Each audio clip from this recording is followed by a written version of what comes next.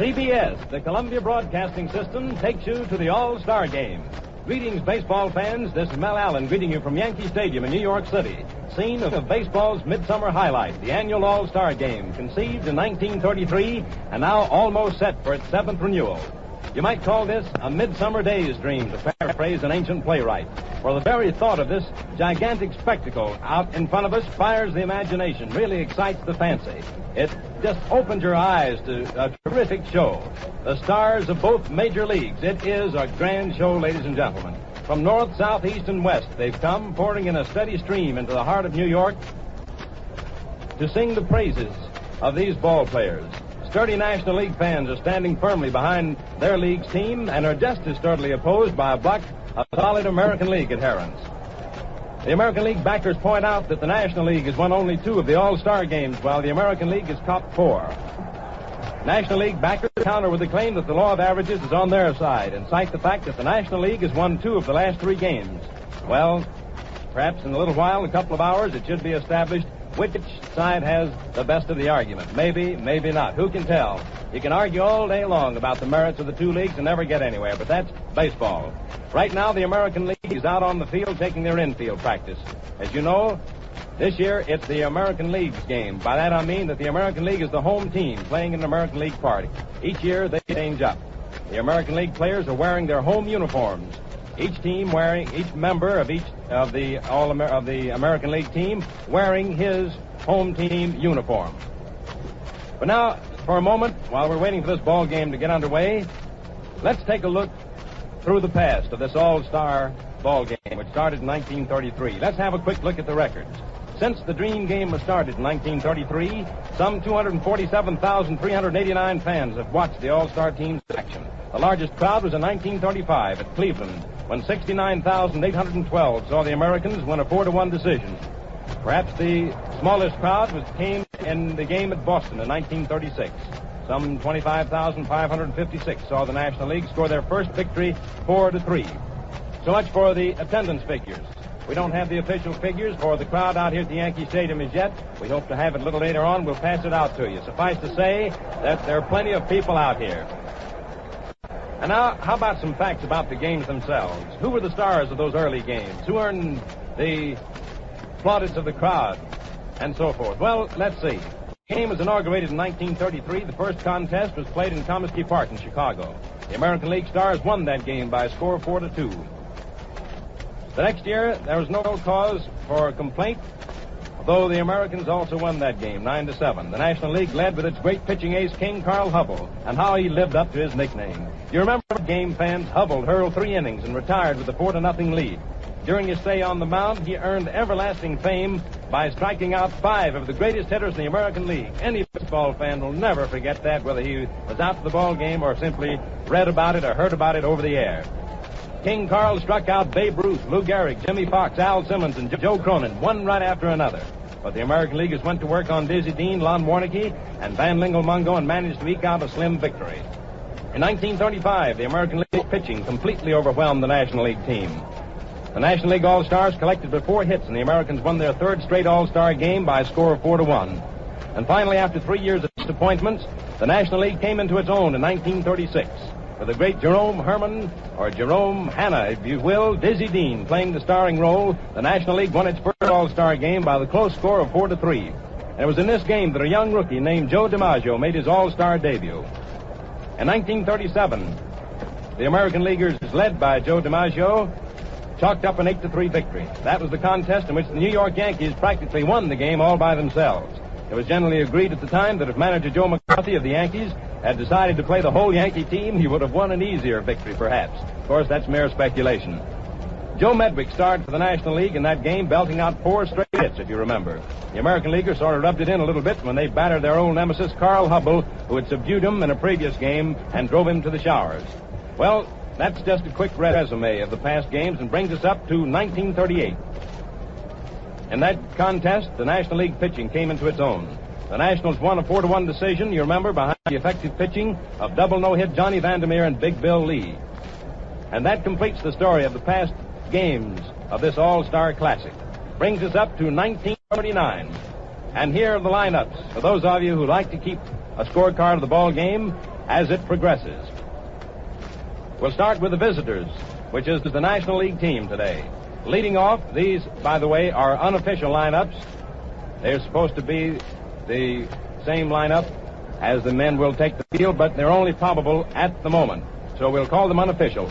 The National League, leading off and playing third base, Stan Hack, H-A-C-K, Hack, of the Chicago Cubs, batting .288 for the season in regular league competition.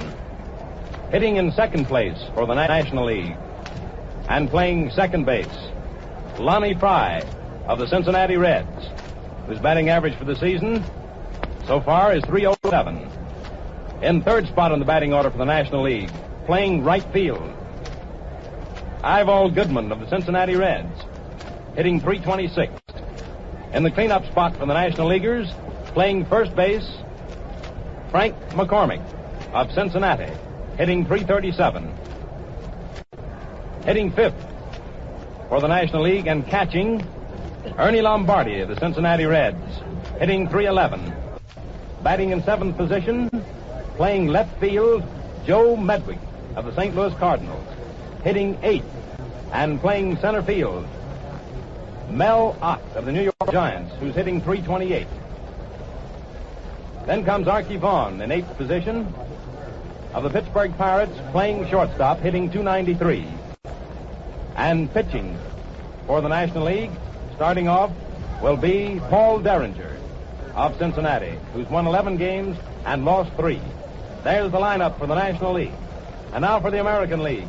Leading off, playing right field, Doc Kramer of the Boston Red Sox, hitting .329.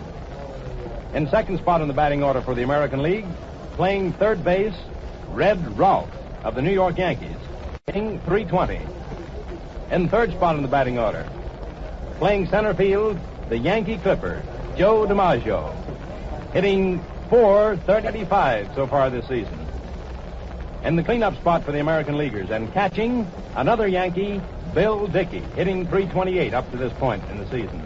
Following Dickey, in fifth spot in the batting order, Hank Greenberg of the Detroit Tigers, playing first base. Hank's been in a bit of a slump recently, and his batting average has dropped below .300 to .286. But he'll probably be up past that .300 mark by the end of the season. Certainly, Greenberg is a .300 hitter, and even with the .286 batting average at the moment, he's one of those boys that can break up a ball game anytime by clouding one over those distant walls or into the stands. Following Greenberg, hitting sixth for the American Leaguers, Joe Cronin, playing shortstop. Joe Cronin of the Boston Red Sox, hitting .291. Another .300 hitter who at the moment is under the .300 mark. Incidentally, Joe Cronin is the only big league manager who's playing in the ball game. Following Cronin, Twinkletoe Selkirk of the New York Yankees, scheduled to play left field. There may be a change there. We don't know for sure. Selkirk's been suffering from a cold, and there's a possibility that he may not play. However, the chances are very bright that he will be in the ball game. Following Selkirk, hitting eighth for the American Leaguers, Joe Gordon of the New York Yankees, playing second base, batting .311. Pitching for the Yankees, Red Ruffing will start. He's won 11 games and lost 3. And so the batteries for this All-Star game, the 7th annual renewal for the National League, Paul Derringer will start on the mound. He's won 11 and lost 3, as has Red Ruffing, the American League starting choice, with 11 victories and 3 defeats. Piloting these two All-Star aggregations out here this afternoon for the National League, Gabby Hartnett of the Chicago Cubs, who manages the Cubs, of course, and assisting him is Board of Strategy, Bill Terry of the Giants, Red Corridon of the Cubs. The Cubs coach, Bill Terry, manages the Giants, of course. For the American League, it's Joe McCarthy of the New York Yankees. Incidentally, Connie Mack was supposed to have piloted the American League team this afternoon. The choice of manager usually goes to the manager whose team wins the pennant in each league during the year. But this being the centennial celebration of baseball, and Connie Mack being the oldest manager in the American League, Manager Joe McCarthy of the Yankees bowed out in favor of Connie Mack, but a recent illness has forced Mr. Mack to relinquish his post, and Joe McCarthy has taken it over again. Mr. Mack, we're happy to say, is getting much better. He's going to listen in to the ball game this afternoon, and we hope he certainly enjoys it. As a matter of fact, ladies and gentlemen, I think it'd be nice if you would join me. Connie's listening in and wishing him a speedy recovery. The grand old man of baseball, Connie Mack. And now just below us, ladies and gentlemen, right to the right of home plate, the entire National League team is lined up in squad formation to have a picture taken of them. Paul Derringer has completed his warm-up duties. He's the starting pitcher for the National League.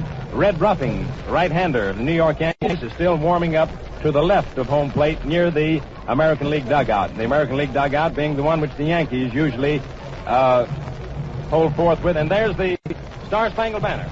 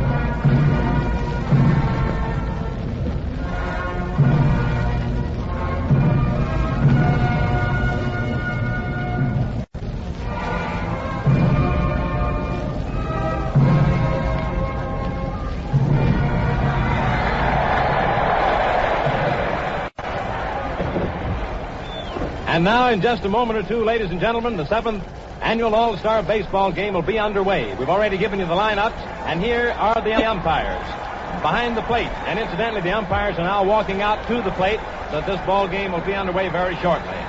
Behind the plate will be Big Cal Hubbard of the American League. At first base, Big George Majorkirk of the National League. At second base, Eddie Rommel. You remember him? He was a great pitcher for the Philadelphia A's years ago. Now an umpire in the American League. Eddie Rommel umpiring at second base. Larry Getz of the National League will be at third base. Now these are the umpires in their positions for the first 4 1/2 innings of this ball game. After the first 4 1/2 innings, Majorkirk will be behind the plate. Rommel will move over to first, Getz to second, and Cal Hubbard will take over third base. And now, for those of you who may have tuned in late, very quickly, we'll run through the lineups for you once more. The visitors this afternoon is the National League team. Each year they alternate. One year the ball game is played in American League Park, the next year in the National League Park. So we'll lead off with the National League first. Stan Hack leading off, playing third base. He's with the Cubs. Lonnie Fry of Cincinnati playing second base. Ivo Goodman, Cincinnati Reds, playing right field. Frank McCormick of Cincinnati Reds playing first base. Ernie Lombardi of the Cincinnati Reds catching. Joe Medwick of the St. Louis Cardinals playing left field. Mel Ott of the New York Giants center field. Archie Vaughn of the Pittsburgh Pirates shortstop. Paul Derringer of Cincinnati Reds, the starting pitcher. There are the umpires out at the plate discussing the ground rules. And it's Lou Gehrig, ladies and gentlemen, who's captain of the American League All-Star team, standing out there at the plate, and the crowd is giving him a tremendous ovation. Just listen for a moment. Out there with him is Gabby Hartnett, manager of the Chicago Cubs. Hartnett, Lou Gehrig, and there goes Bill Terry assisting Gabby Hartnett out to enter the confab. We got a lot of Yankee fans out here today, fans, of course, and you know how the Yankees and Giants are here in New York City. If you've never been here, there's quite a lot of friendly rivalry in there. So some of the Yankee fans are taking advantage of Mr. Terry's presence out here on the field. Now here's the American League lineup. We're running through them very quickly for you. Doc Kramer, Red Sox, playing right field. Red Rolfe of the Yankees, third base. Joe DiMaggio of the Yankees, center field. Bill Dickey of the Yankees. He's catching. Hank Greenberg of the Tigers, first base.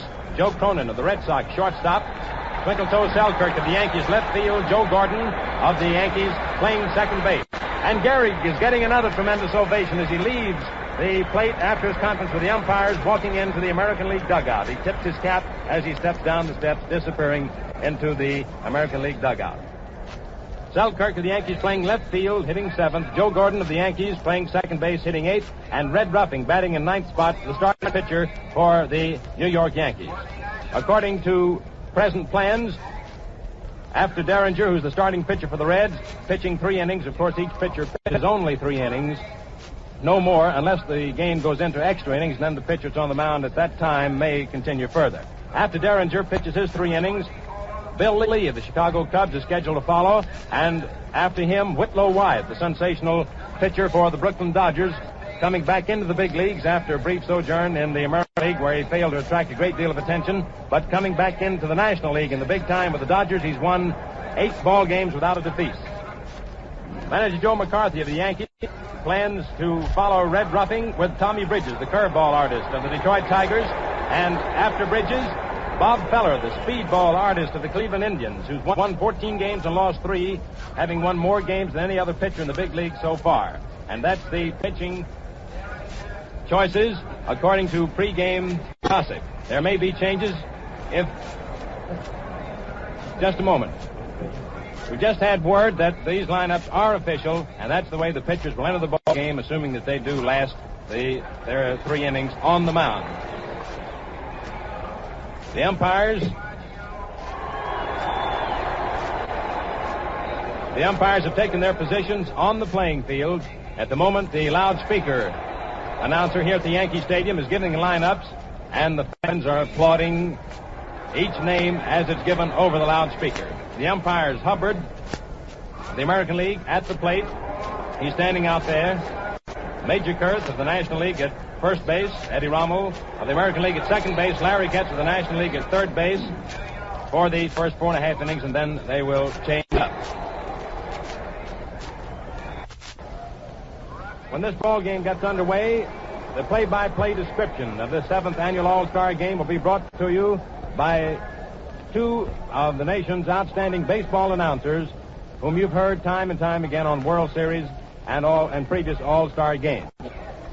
Arch McDonald of WABC here in New York City, who brings to New York fans the day-by-day activities of the New York Yankees and the New York Giants when they're at home, and France Laux of Columbia Station KMOX in St. Louis will alternate in bringing you this ball game. And there go the American Leaguers trotting out to their positions.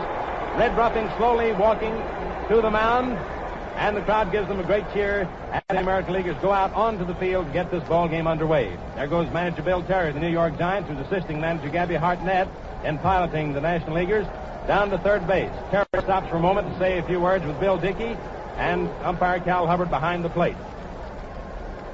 Arch McDonald of Columbia Station in New York City, WABC, the Columbia Network, will take over the first inning of the play-by-play, and he will be followed in the second inning by France Laux of KMOX in St. Louis, and they will then alternate inning by inning through the rest of the ball game, with yours truly popping in and out as the game progresses along.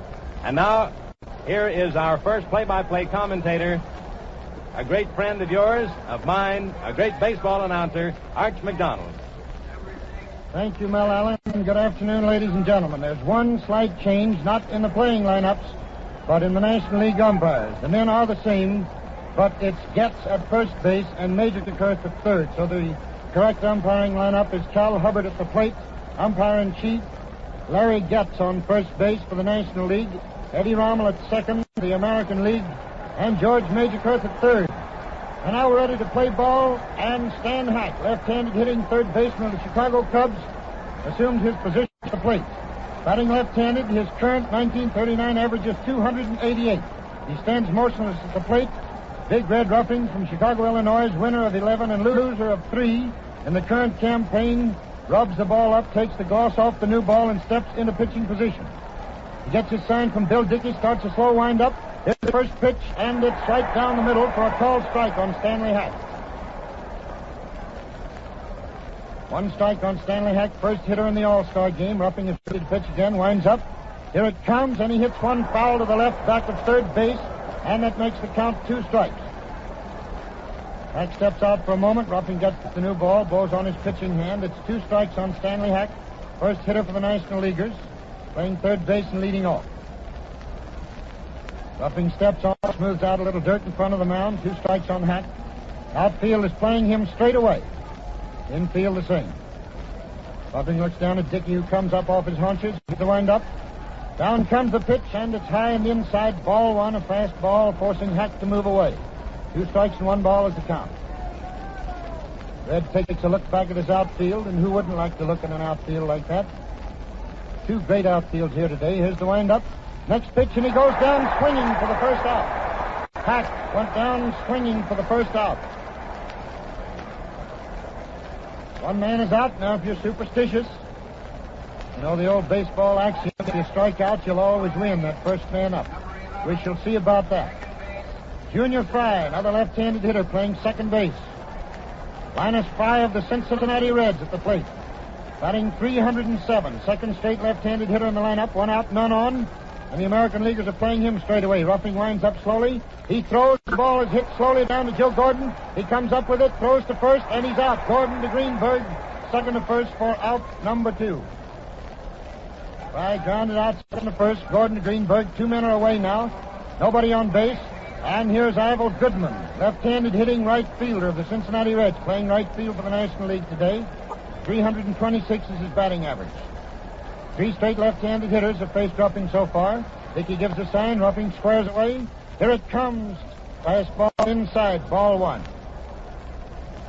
The American Leaguers are shading Goodman a bit to the right. Maggio playing in right center. Here's the wind up by Ruffing. Here's the pitch. He hits 1 foul to the left of our broadcasting booth, and that makes it 1-1 on Ivel Goodman. 2 men out, and the National Leaguers have for the first inning. Game at the Yankee Stadium in New York City. Ruffing gets the new ball, rubs it up a bit. Dickey flashes a sign, comes up off his hunches. Ruffing is ready. Here it comes inside, forcing Goodman to back away from that dish, and it's now 2 balls, 1 strike. People are still coming in the stands, and it's quite a crowd here. Official figures will be announced later. 2 balls, 1 strike is the count. Goodman the hitter, 2 men out, nobody on, first inning. Here's the next pitch from Ruffing. It's low and inside. That makes it 3-1. Fastball below the knees and inside. 3-1 on Ivel Goodman with Frank McCormick on deck. There are 4 straight Cincinnati Reds in the lineup. After Hack of the Cubs, it's Fry, Goodman, McCormick, and Lombardi, all of Cincinnati. Here's the next windup by Ruffing. The pitch, and he hits a long fly ball out to deep right field. And back under it is Kramer near the wall, about 15 feet in front, and he gets it, and the side is retired. Goodman flied to Doc Kramer within about 10 feet of the wall in deep right. Side is retired for the National Leaguers in order. No runs, no hits, no errors, nobody left on base. And so the score at the end of the first half of the first inning of the 7th annual All-Star game finds the National Leaguers failing to score on Red Ruffing, who put the National Leaguers 3 and 3 down. We couldn't help but reflect in the past for just a moment as Ruffing stepped on the rubber to pitch the first ball to the first National League hitter, who was Stan Hack. Mine sort of drifted backwards into the past to Wrigley Field in Chicago last October when the Yankees were playing the Chicago Cubs in the World Series, because the first man that Ruffing faced when he pitched his first game for the Yankees against the Cubs was this self-same Stan Hack. But the story was a little different this afternoon, because the first time that Ruffing faced Hack, if memory serves correctly, Hack singled sharply to left field. Well, we're getting ready to come into the last half of the first inning. Kramer, Rolfe, and DiMaggio to face Paul Derringer. There's the long throw down to second base, and Doc Kramer of the Boston Red Sox steps into hitting position. As Kramer comes to the plate, he's batting .329, leading off for the American Leaguers, and facing Paul Derringer. He and Ruffing have the same records, 11 wins and 3 losses. Kramer squares away, has a very unorthodox batting stance, left-handed hitter. Derringer starts a long wind-up. Here's the first pitch to Doc, and he hits the ball over shortstop into left field for a base hit with Doc Kramer of the Boston Red Sox. A single over shortstop into short left field. Nedrick throws the ball into second base, and there's a man on first now with nobody out, and Red Rolfe The raving redhead from Pennacook, New Hampshire is up. Batting second, his usual spot in the Yankee lineup. He's batting .320, playing third base for the American Leaguers. Outfield straightaway. Derringer throws to first. He can't get him. And the ball is thrown back in by McCormick. Golf steps into the batter's box. Kramer's on first. Nobody out. Here's the stretch. A look at first. Derringer throws, and it's low. Ball one. Count is 1 ball. Red off the batter. Rog Kramer on first base. First hit of the ball game. First man up for the American Leaguers. Derringer steps on into position. He throws. There goes Kramer. And a long fly ball hit out to right center field. Back goes Mallott. He's under it. He takes it. And Kramer jogs back to first base. Ott took that long fly ball with a hit and run on in right center about 380 feet from the plate. And here's a hand for New York's famous Yankee Clipper, Joe DiMaggio, leading the major leagues with a batting average of .435. He's a right-handed hitter. The National Leaguers move the outfield to the left, and Derringer steps on. Kramer takes the lead off first. Here's the pitch to DiMaggio. Strike one call just above the knees in the strike zone. 1 strike on Joe DiMaggio. Rog Kramer's on first base. 1 out. Derringer takes a stretch, looks at Kramer. Here's the pitch to Maj. He hits a long fly ball out to center field. In comes Ott, and he takes it for the second out. Line drive from the bat of DiMaggio into center field. Kramer remains on first base with 2 men out now, and here is Bill Dickey, the third straight Yankee in the lineup coming up. Pride of Little Rock, Arkansas. Long, rangy left-hand hitter and great ball player. Dickey is batting in the cleanup spot, and he's hitting .328. Rog Kramer, the Boston Red Sox, is on first, 2 men away. Derringer looks at first. He throws. Strike one called on the outside corner. A fast ball. It's 1 strike. Dickey is the hitter, and Kramer is on first. 2 men away, last of the first inning. Derringer takes a look at first base.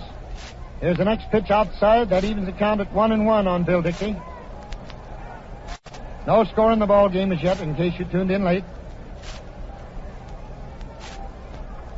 Dickey steps into position. Derringer takes a stretch and look at first. Then he throws to Dickey, who hits a high pop fly. And back there under it goes Archie Vaughn. Back of second base on the grass, and he takes it, and the side is retired. Dickey popping out to Vaughn in back of second base. No runs, 1 hit. No errors, 1 left in the last of the first inning, and still no score. 0-0 it is as we go into the second inning of this all-star game. And facing Red Ruffing in this first half of the second inning will be 3 powerhouse hitters for the National League: McCormick, Lombardi, and Medwick. Lombardi, who was chosen by the Sporting News as the most valuable player in the National League last year. And we have on the American League squad, though he's not in the ball game at the moment, the man who was chosen as the most valuable player in the American League, Jimmy Fox, as well as the outstanding manager of the year, Joe McCarthy of the New York Yankees, who's piloting the American Leaguers. Incidentally, fans, there's one person we missed out here today, and that was Al Schatt, the clown of baseball. He's out on the coast, and because of previous commitments, he's unable to be here at the All-Star Game, although he's always donated his services before, and he's unable to make the jump this year. Well, Al, we certainly miss you, boy, and perhaps we'll get to see you in the World Series. And now, ladies and gentlemen, as we go into the first half of the second inning, we give you our next play-by-play commentator from Columbia Station KMOX in St. Louis, a man who's been in more World Series, perhaps, or as many as any other baseball commentator, a great fella, Franz Blocks.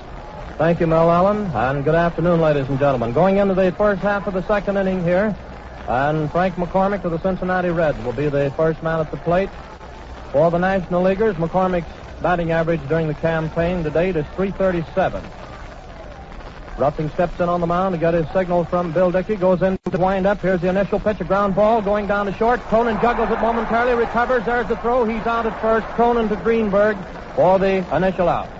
1 down, and that brings up Ernie Lombardi, another Cincinnati player. Cincinnati catcher, bats right-handed. Lombardi's average is .311 at the present time. He'll be followed by Joe Medwick of the St. Louis Cardinals. First half of the second inning, score 0-0, 1 man down, nobody on, Lombardi batting. Ruffing comes in on the mound, he gets his signal, goes into his windup. Here's the pitch, foul in back of the plate against the screen for strike 1. That calls for a new ball, which is tossed in by umpire Cal Hubbard, who is calling balls and strikes. Ruffing comes on the mound. He got his signal from Dickey. 1 man down. 1 strike is the count on Lombardi. He's winding up. Here's the next pitch. Strike 2 call right down through the middle. Bill Terry, manager of the New York Giants, is coaching on the third baseline for the National Leaguers. And Red Corridon of the Chicago Cubs coaching on the first baseline. 2 strikes on Lombardi. And here's the next pitch. And there goes a drive out to left field for a hit. And Lombardi is on first base. Lombardi sends a line single to left field, the first hit for the National Leaguers. And that brings up Joe Medwick of the St. Louis Cardinals, playing left field for the National Leaguers, has a batting average of .330 at the present time. Medwick is the batter, with Mel out of the New York Giants on deck. 1 man down. Lombardi on first base. Ruffing steps in the mound, goes into his stretch, glances over at first. Here's the pitch. Low, ball 1 on Medwick. 1 ball is the count. We're in the first half of the second inning of this ball game, with the score reading 0-0. Charlie rubs the ball a little bit, steps in on the mound. He got his signal again from Dickey, goes into his stretch, glances over at first base. He's all set for the pitch. Here it comes, and strike 1. He swung at it, and how? 1-1. He really took a cut at that one. 1 ball and 1 strike on Medwick. And umpire Cal Hubbard is taking a little time now to dust the plate off. 1-1 is the count. Medwick batting, a right-hand hitter. Lombardi on first base, 1 man down. McCormick making the first out. He grounded out Cronin to Greenberg. Ruffing steps in on the mound again. Up to the arm. He's all set. Here's the pitch, and there's a foul ball. Going to the right of the plate, up on top of the stands, making the count read 2 strikes and 1 ball. Another new ball is tossed in. Ruffing standing in back of the mound, rubbing the gloss off that new ball, looking out at the outfield. And he turns around, strolls in on the mound. He got his signal from Bill Dickey. 2 strikes, 1 ball is the count. Up goes the arm again, glances over at first. Here's the pitch, and it's another foul right back of the plate against the screen. And it's still 2 strikes, 1 ball. That ball bounced off the screen back out on the playing field. A new ball is tossed in. Greenberg does the recovering act there and tosses the one that was foul back to Cal Hubbard. All set to go again. 2 strikes, 1 ball. Lombardi on first base. Each club has 1 hit so far. Kramer, the leadoff man, getting 1 for the American Leaguers in the first inning. Lombardi getting 1 for the National Leaguers here in the second inning. Ruffing steps in on the rubber to get his signal. The count, remember, is 2 strikes and 1 ball on Joe Medwick. Lombardi on first. Here's the pitch. Strike 3 called. Medwick called out on strikes for the second out, and that brings up Mel Ott, who's playing center field of the New York Giants. Mel Ott has a batting average for the current campaign of .328. He'll be followed by Archie Vaughn of the Pittsburgh Pirates. Ott bats left-handed. 2 down. Lombardi on first base. Ruffing comes in on the mound, getting a signal from Bill Dickey. All set for the pitch. Here it is. Outside and high for ball 1. 1 ball is the count on Mel Ott. Archie Vaughn on deck. Lombardi is still on first base. He was the second man up on a line single out to left field. Then Medwick was called out on strike. Ruffing comes in on the rubber again. Up goes the arm. Takes another glance over at first base. He's all set. Here's the pitch. And Mel Ott swung at it. 1-1. 1 ball, 1 strike. 2 down. Lombardi on first base. This is the first half of the second inning of this ball game, with no scores registered so far for either side. 1-1 is the count. He's in on the mound again. Here's the next pitch, and there's a fly ball going out to right field. Kramer coming in fast. He's under it, and he takes it for the 3rd out, retiring the side. Mel Ott out on a fly to Roger Kramer in right field. The results there in the first half of the second inning show no runs, 1 hit, and no errors. We're going to take just a few seconds to pause for station identification. This is the Columbia Broadcasting System. And you're listening to the WBBM Air Theater, Wrigley Building, Chicago.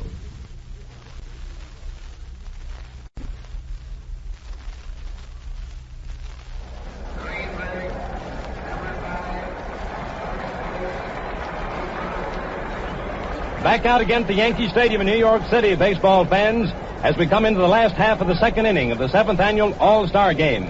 And the first 3 hitters to face Paul Derringer, pitching the first 3 innings for the National Leaguers, Hank Greenberg, Joe Cronin, and George Twinkletoes Selkirk. the three of whom have hit 39 home runs this season between them. There's the long throw down to second, and here we go, the last half of the second inning, as Hank Greenberg steps into hitting position. Hank Greenberg, a member of the Detroit Tigers, the batter. His average 286 so far during the campaign. A little under par for Hank, but he's still well up there in the way of home runs. He bats right-handed. Derringer's in on the mound, getting a signal from Lombardi. Starts his windup for the initial pitch. Here it comes, inside, ball one. 1 ball is the count on Hank Greenberg, the first man up for the American Leaguers here in the last half of the second inning. Derringer goes into his windup again. Here's the next pitch, and there's a high fly going out to short. Left center, Archie Vaughn moving back. He is under it, and he takes it for the out. Had a little trouble judging that one. It was plenty high. 1 away. That brings up Joe Cronin, shortstop for the American Leaguers, manager of the Boston Red Sox. Cronin is batting .291 so far during the current campaign. And George Selkirk on deck. 1 man down. Cronin bats right-handed. It's the last half of the second inning. Derringer starts his windup. Here's the first pitch to Cronin, inside and high for ball 1. 1 ball is the count on Joe Cronin. We're in the last half of the second inning, and the score still reads 0-0. Derringer starts his windup. Here's the next pitch to Cronin, inside, ball 2. 2 balls and no strikes on Joe Cronin with 1 man down. Lena Blackburn coaching on the first base line for the American Leaguers of the Philadelphia Athletics. Art Fletcher of the Yanks coaching at third. Here's the next pitch, and there goes a drive out to right field for a hit. And it came very near bouncing over Ivel Goodman's head. He had to leap up in the air to spear that one on the first hop. Cronin is on first base with a single. And George Selkirk of the Yankees, left field here in the American League lineup, is the batter. Selkirk has an average of .307. He'll be followed by Flash Gordon of the Yanks. Selkirk batting. Derringer steps in on the mound to get his signal. Here's the pitch. Low, ball 1. Joe Cronin on first base, 1 man down, the last half of the second inning. Score still reads 0-0. Derringer comes in on the mound to get his signal from Lombardi. Goes into his stretch. Takes that glance over at first base. Here's the pitch. Strike. A curveball broke very nicely, getting the inside corner, and the count is even up on Selkirk, who stepped back out of the box for a moment, but he's back in there now. Derringer comes in on the mound to get his signal again. Up goes the arm. The count 1-1. Runner on first base. Here's the pitch, and there's a ground ball. Foul down the first base line. Blackburn had bounced off of McCormick's glove over to Lena Blackburn, who's coaching on the first base line. The ball was tossed back into Derringer. The count is now 2 strikes, 1 ball on George Selkirk. Derringer strolls back into the mound. Cronin on first base, 1 man down. This is the last half of the second. He's in on the mound. He gets his signal from Lombardi. All set. Here's the pitch. Outside and high. Ball 2. And the count is again even up. 2-2 on Selkirk. 2-2 with 1 away. And Joe Cronin on first base. Flash Gordon on deck. Derringer's in there. Here's the next pitch. And there's a fly ball. Going out to short left center. Not so short. Mel Ott moves over. So does Medwick. And Ott takes it for the second out. That's 3 putouts for Mel Ott already in this ball game. And Flash Gordon of the New York Yankees is the next batter. Gordon has an average of .311 with Charlie Red Ruffing on deck. Gordon bats right-handed. 2 down. Joe Cronin on first base. Derringer steps in on the mound. Here's the first pitch. Wide, ball 1. 1 ball is the count. The American Leaguers are now leading in hits, having 2 to the National Leaguers 1. All 3 hits so far have been singles. Derringer's in on the mound. He gets his signal. Here's the pitch. And there goes a fly ball. Going out to center field. Lots under it. He backs up a few paces, takes it for the third out, retiring the side. The results there in the last half of the second inning show no runs, 1 hit, and no errors. The score, as we go into the third inning, still reads 0-0. At the end of 2 innings of play so far in the 7th annual All-Star Game, the National Leaguers have gotten only 1 hit off Red Ruffing, that by Ernie Lombardi of the Cincinnati Reds, who singled to left. The American Leaguers have gotten 2 hits, 1 in the first inning, 1 in the second inning. Doc Kramer of the Boston Red Sox, the first hitter for the American Leaguers, leading off in the first inning, single to left. Didn't get any further, though. And in this last half of the second inning, just finished, manager Joe Cronin of the Boston Red Sox, single to right for the second American League hit. And so though neither team has scored, the American Leaguers have 1 more hit than do the National Leaguers. But, of course, they pay off in runs. As we go into the third inning, Vaughn, Derringer, and Hack will be the batters to face Red Ruffing, who's pitching his last inning for the American Leaguers. And here for the third inning is Arch McDonald. Vaughn squares away at the plate. He's a left-handed hitter batting .293. Member of the Pittsburgh Pirates. Each club has 2 hitters under .300. Ruffing starts his windup. Here it comes to Vaughn, who hits a high fly, going out near the foul line and finally getting outside of Kramer's reach by about 6 or 8 feet. Kramer was over as far as he could get to the right field foul line, up against the retaining wall, and the ball curved foul by something like 6 or 8 feet. 1 strike on Archie Vaughn. Leading off in the third inning with the score 0-0 and Paul Derringer on deck. Ruffing blows on his pitching hand, moves up into pitching position on the rubber. Outfield plays Vaughn deep and just a bit to the right. Ruffing gets his send from his teammate Bill Dickey, winds up. Here it comes, and there it goes, foul down the left field line. Makes 2 strikes on Archie Vaughn. Ruffing gets the new ball, rubs the shine off. Down at third base, George Major Kurt, the umpire, recovered that ball that went foul and very graciously and obligingly tossed it up into some fans down in the boxes. Ruffing smooths out the dirt in front of the mound now. Archie Vaughn's the first man up. 2 strikes. Squares away at the plate. Ruffing is ready. Swoops over, pivots. Then he throws. There's a guard hit ball hit down to Cronin, who boots it for a moment. And Vaughn is safe on first. No throw to first. Cronin going far to his right, far to his left. He stopped the ball momentarily. It's a base hit for Vaughn off Cronin's glove. A single off Cronin's glove, and we're all even in hits now, with both the National and American Leaguers having 2 hits apiece.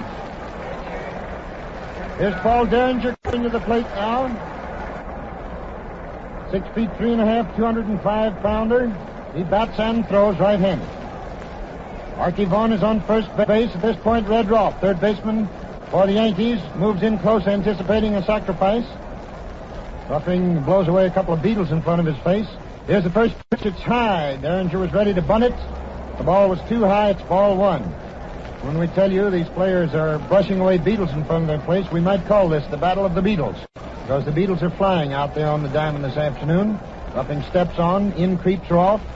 Here's the pitch to Paul. He bunts, but foul to the right of the plate, and that makes it 1-1 on Paul Derringer. Archie Vaughn is on first base, nobody out. First half of the third inning. It's a scoreless tie. The American and National Leaguers at the Yankee Stadium in New York. 7th renewal of the All-Star Classic. Ruffing gets a new ball now from Cal Hubbard, rubs it up for a moment.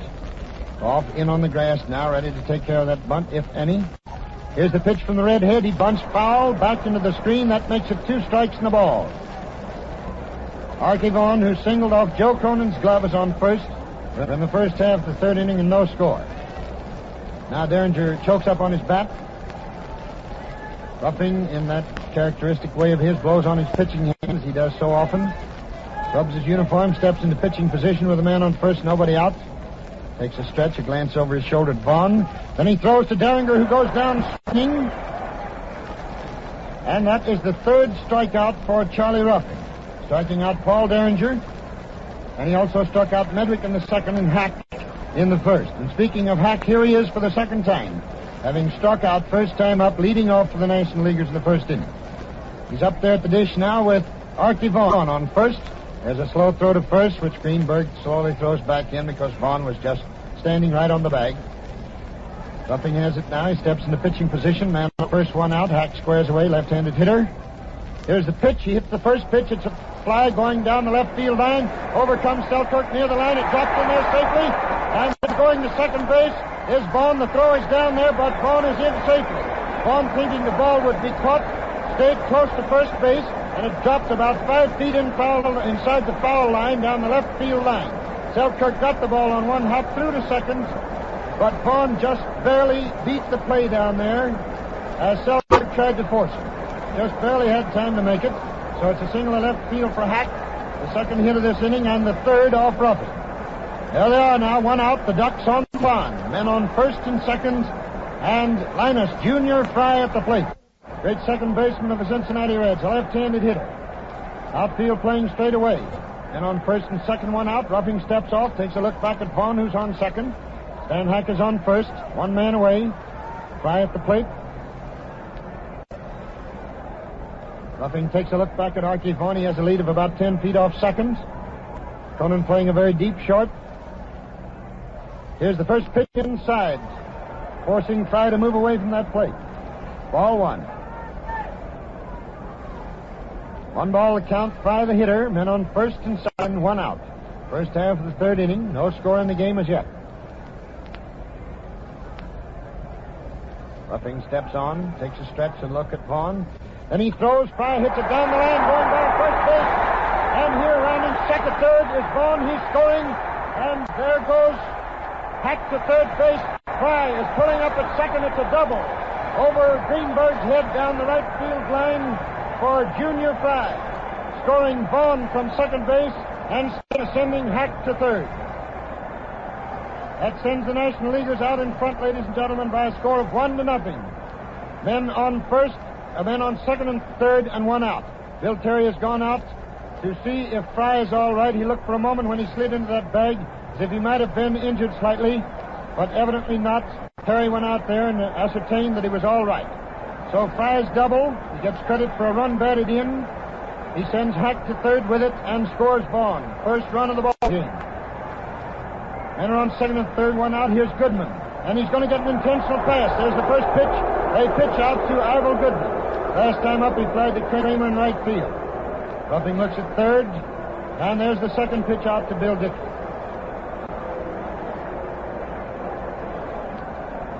Again, Ruffing looks over at third base. Here's the third pitch out. Goodman's going to get an intentional pass, which will be the first walk of the ball game for either pitcher. Ruffing is ready.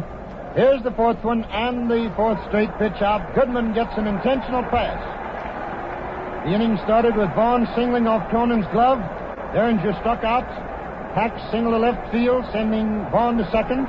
Fry doubled over Greenberg's head into right down the foul line, scoring Vaughn, sending Hack to third, and Goodman got an intentional pass. McCormick, who grounded out to the shortstop, is up. The American Leaguers have decided to play deep for a double play. They're not in close to shut off a run at the plate. Hack on third, Fry on second, Goodman on first. 1 out. Score 1-0 National League. Here's the windup. Pitch by Ruffing, a swing and a miss, and it's 1 strike on McCormick.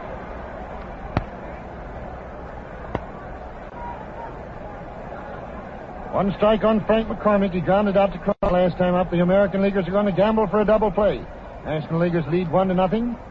Ruffing squares away, looks at third, winds up. Here it comes, fouled into the National League's dugout. And boys, that was really shillelagh.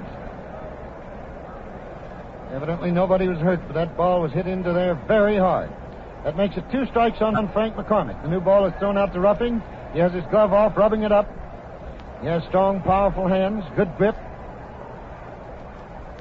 Pounds that ball in his glove a couple of times. Gets the sign from Will Dickey.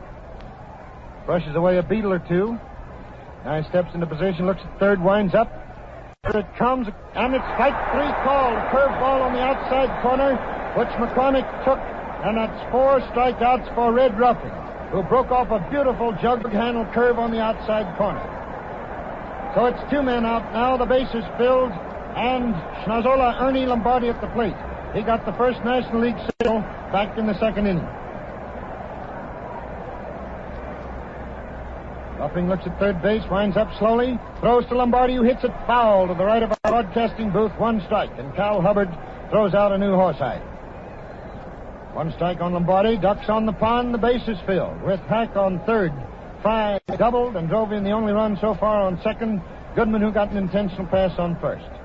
It's 1 strike on Ernie Lombardi. Ruffing looks at third, winds up slowly. Here it comes, and then another foul up into the upper tier of the grandstand, making 2 strikes on Lombardi. Dickey walks halfway out to first base, says a word or two of encouragement to Ruffing, who gets himself a touch of the rosin bag. Has his glove off, rubbing up the ball. Smooths out a little dirt in front of the mound. The American Leaguers are in a tough spot now. They're playing Lombardi deep and to the left. Cronin is way back on the grass. So is Gordon. Ball is juggled a couple of times by Ruffing. He grips those seams, winds up. Here's the next pitch, and it's fouled into Dickey's mitt, but he dropped it. Ball bouncing about 8 feet past him. Still 2 strikes on Ernie Lombardi. Base is filled, 2 men away. Both men who've gone out in this inning were strikeout victims, as Ruffing struck out his third and fourth men. One of them, McCormick, with one out on the bases filled. So it's two men out on the bases filled now. Time out for a moment. And Marty steps out. Ruffing taking plenty of time, working very methodically. Takes a look down at his teammate, Will Dickey. Looks at third, winds up slowly. Here it comes inside the high, and that makes it 2 strikes and 1 ball. And Marty steps out of the batter's box for a moment. Gets a little group of studs, puts it on his hand. Ruffing pounds the ball in his glove a couple of times. He's taking plenty of time. He's in a tough spot here right now. Looks down at Dickey. Looks over at third. At Hack, winds up slowly. Here's the pitch, and there's a high fly ball hit back at second base with Joe Gordon calling for it. 20 feet back on the grass. He's under it. He has it. And the side is retired as Lombardi pops out to Gordon, and Ruffing got out of a very bad hole. Summary in this inning is 1 run, 3 hits, no errors, and 3 men left on base. 1-0 National Leaguers at the end of the first half of the third. And we pause again for station identification. This is the Columbia Broadcasting System. This is the WBBM Air Theater, Wrigley Building, Chicago.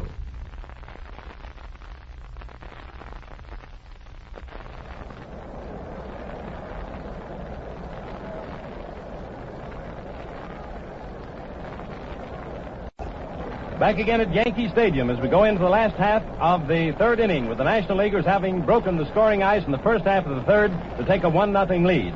And incidentally, fans, 3 times in the history of this All-Star Classic, the National League has taken the lead first in the ball game. In 1934, they took the lead but lost 9-7.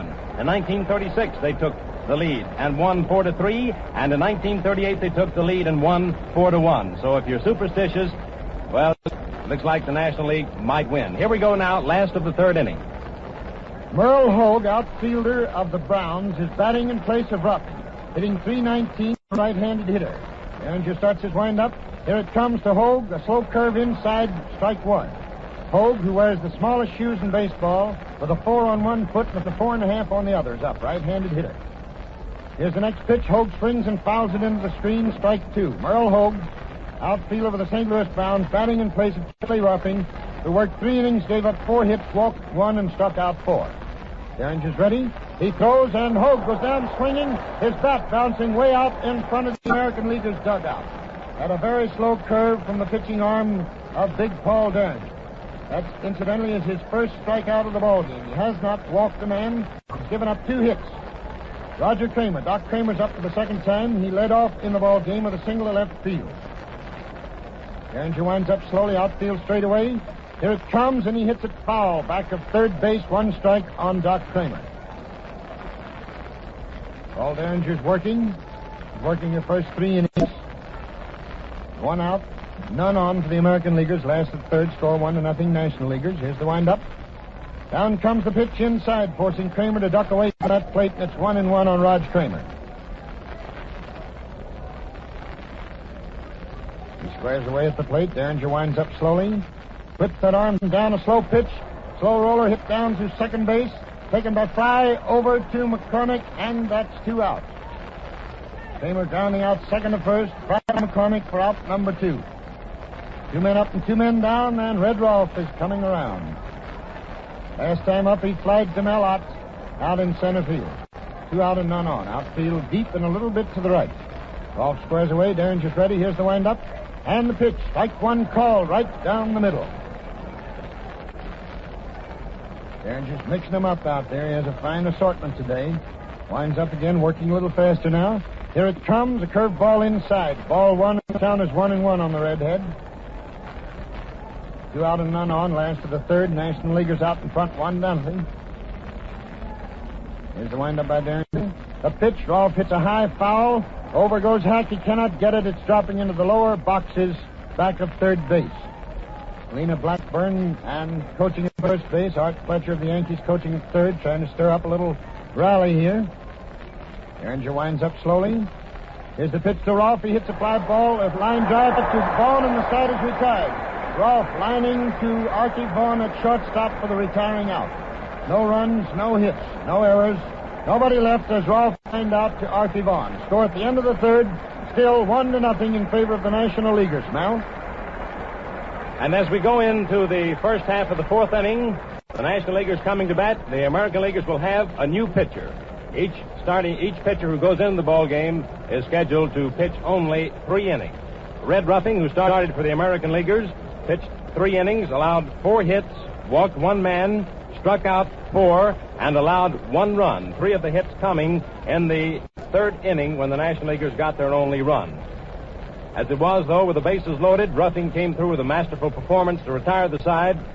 With the bases loaded and only 1 out, preventing the National Leaguers from getting any more runs. And now, walking into the mound to take up the pitching burden for the American Leaders is the ace right-hander of the Detroit Tigers, the curveball artist, Tommy Bridges, who's won 11 games and lost 2 for Detroit this season, making a magnificent comeback this year after slumping somewhat last season. And so it's Tommy Bridges, a right-hander, taking up the pitching duties for the American Leaguers. There's his first warm-up pitch to Bill Dickey.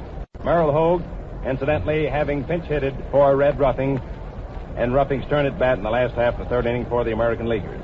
Hank Greenberg, playing first base for the American Leaguers, a Detroit Tiger, dashes into the mound to say a few words to Tommy Bridges, his teammate. Manager Joe Cronin, Joe Gordon, the second base combination for the American Leaguers at the moment, are both standing on second base talking to each other. Red Ralph is in on the grass of the infield, 2 feet away from third base, watching Bridges take his preliminary pitches. And standing in back of the plate is the first hitter that will face Tommy Bridges, Joe Medwick, wearing his familiar number 7. And there's a long throw down to second base, and we're ready to go in the first half of the 4th inning, with the National Leaguers leading the American Leaguers 1-0, and here is Franz Locks to carry on. Joe Medwick, first man at the plate. On his other appearance in the 2nd inning, he took a called 3rd strike. Bats right-handed with Tommy Bridges on the firing line now for the American Leaguers. Bridges has a record of 11-1, 2 losses. One of the best of any pitchers in this classic. Gets his signal from Bill Dickey, starts his wind-up. Here's the first pitch to Medwick, low, ball 1. Mel Ott will be the second hitter of the inning, followed by Archie Vaughn. 1 ball is the count on Joe Medwick. Right-handed batter. Bridges gets his signal again, goes into his windup for the next pitch. Here it comes, and a ground ball going down to short. Cronin takes it on a big hop. There's the throw. He's out at first. Cronin to Greenberg for the initial out. 1 away, and that brings up Mel Ott. Mel Ott on his other appearance at the plate was out on a fly ball, out to Roger Kramer, out in right field. There's plenty of partisan Yankee fans here, as well as some New York Giant fans here, and a little cheering and reverse cheering both for Mel. Bats left-handed. Archie Vaughn on deck. Bridges gets his signal, goes into his wind-up, and here's the first pitch to Mel Ott, a little bit low, ball 1. 1 ball is the count. Mel Ott batting with 1 man down, nobody on. First half of the 4th, and the National Leaguers leading by a score of 1-0. Bridges starts the old wind-up again. Here it comes, and a foul ball. It's going out in fair territory down the third baseline. Roth coming in, and Dickey going out, and Dickey takes it for the out. 2 down. Ott popped out to Dickey, about halfway down between home and third. That's 2 down. Archie Vaughn, the Pittsburgh shortstop, is the batter. Vaughn had a single on his other trip to the plate, and so far he has scored the only run of the ball game. That was followed by 2 hits by Hack and Fry in the 3rd. Vaughn batting with 2 down, nobody on. Here's the first pitch to Vaughn, strike 1. He swung at it. He tried to stop that swing, but he had gone too far. 1 strike is the count on Archie Vaughn. We'll have a pinch hitter for Paul Derringer if Vaughn happens to get on, because Derringer's through with his 3 innings. Bridges it on the mound again, starts his wind-up for the next pitch to Archie Vaughn. Here's the pitch, ball inside, and the count is even up, 1-1. 1 ball and 1 strike with 2 down. The National Leaguers are leading in hits now, having 4 to the American Leaguers 2. Only 1 extra base hit so far. That was a double. Goes to the credit of Linus Fry of the Cincinnati Reds. Here's the next pitch to Vaughn, strike 2. He took another cut. 2 strikes and 1 ball. 2 strikes and 1 ball. Tommy Bridges seems to have plenty on that ball. Curve is breaking very nicely. 2 strikes, 1 ball, 2 down, nobody on. Steps in on the mound. He got his signal again from Dickey. Goes into his windup for the next pitch. Here it comes. Inside. Ball 2. And once again, the count is even. 2-2. Ball got away from Tommy when it was returned by Dickey. This is the first half of the fourth inning. This ball game with the National Leaguers leading the American Leaguers by a score of 1-0. Bridges steps in on the mound. He gets his signal. Winding up now for the next pitch.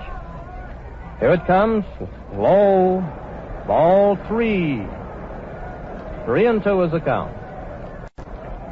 The old 3-2 pitch coming up this time. Vaughn steps back out of the batter's box for the moment. He's back in there now. Bridges walking back to the mound. The count 3-2 with 2 down. And this is the one where both of them are more or less in the hole. Then on the mound, he gets his signal. Starts his wind-up for the pitch. The count 3-2. Here it comes. And it's outside and high. Archie Vaughn gets free transportation. And now we'll see who's coming in. Dolph Camilli of the Brooklyn Dodgers coming in to bat for Paul Derringer. Camilli of the Brooklyn Dodgers coming in to bat for Paul Derringer. Camilli has a batting average of .287 during the current campaign. Bats left-handed. Camilli the batter.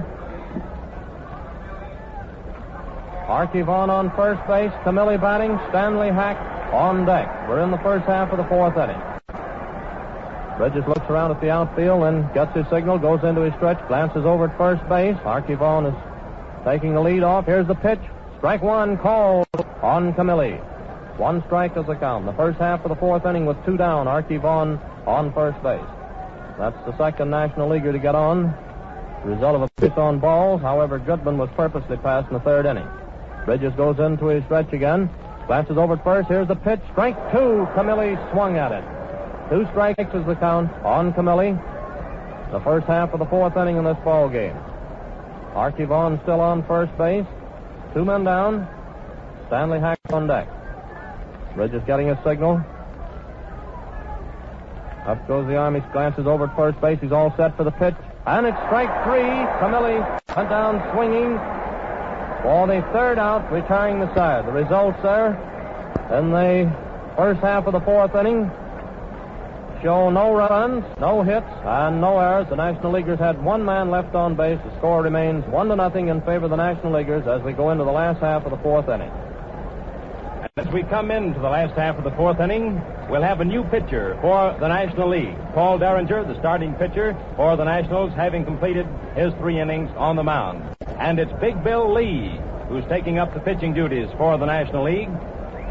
Big Bill Lee, a strapping right-hander who pitched the Chicago Cubs into the National League pennant last year.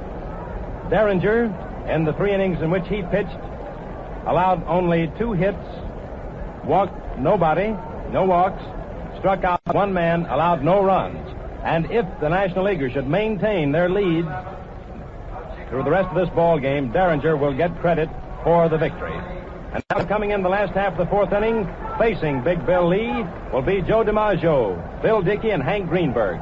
Joe DiMaggio, who has been appropriately nicknamed by our own Arch McDonald, the Yankee Clipper. Here we go now as Joe steps into hitting position the last of the fourth inning. Joe DiMaggio, the first batter. He was out on a fly ball to Mel Ott on his other trip in the first inning. Lee's winding up. Here's the pitch on a ground ball down the third baseline. Hack takes it in back of the bag. There's the throw. He's out at first. Hack to McCormick for the initial out. DiMaggio grounded out Hack to McCormick on the first pitch. 1 down, and that brings up Bill Dickey of the New York Yankees, a left-handed batter. And Dickey on his other trip was out on a fly ball to Archie Vaughn. Vaughn going back to make the catch.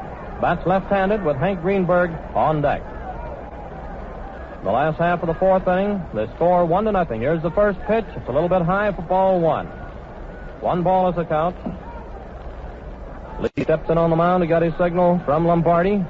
Goes into his wind-up for the next pitch to Bill Dickey. Here it comes. Ball 2. The pitch was low. 2 balls and no strikes. 2 balls, no strikes. 1 man down. It's the last half of the fourth. Lee's in on the mound. Starts his wind-up for the next pitch. Ball 3 outside. 3-0 on Bill Dickey, a left-handed batter. Second man up for the Yanks, or rather for the American Leaguers here in the last half of the fourth. Lee goes into his wind, and here's the next pitch. Strike one call. The count is now 3-1. 3-1 on Bill Dickey with one man down. DiMaggio, the first man, grounded out, hacked to McCormick. Lee goes into his windup for the next pitch, and it's ball 4 low, and Bill Dickey walks. That's the first American leaguer to walk. That brings up Hank Greenberg of the Detroit Tigers, the American leaguer's first baseman. He was also out on a fly ball to Archie Vaughan on his other trip. That was the second inning. Bats right-handed. Joe Cronin, the Boston Red Sox on deck. Lee steps in on the mound. Here's the first pitch. Foul ball to the left of the plate for strike one. A new ball is tossed in. Lee is standing in back of the pitcher's mound now, rubbing the gloss off that new ball. Looks out at the outfield, turns around, comes in on the rubber to get a signal from Lombardi. One man down, Bill Dickey on first base. Greenberg is the batter. One strike is the count. Lee's in on the mound. Here's the pitch. Strike two. He took a cut at that one. 2 strikes on Hank Greenberg. In the last half of the fourth inning. And again, Lee looks out at the outfielders, then turns around to take his stance on the mound. Bill Dickey is on first base. Got on the result of a base on balls. Up go the arms. Glances over at first base. He's all set for the pitch. Here it is. Ball outside and high. Looked like Greenberg was tempted there for a moment. Came very near taking a cut at it. 2 strikes, 1 ball, 1 man down. Dickey on first. Up go the arms again. Lee's in on the mound. He's all set there.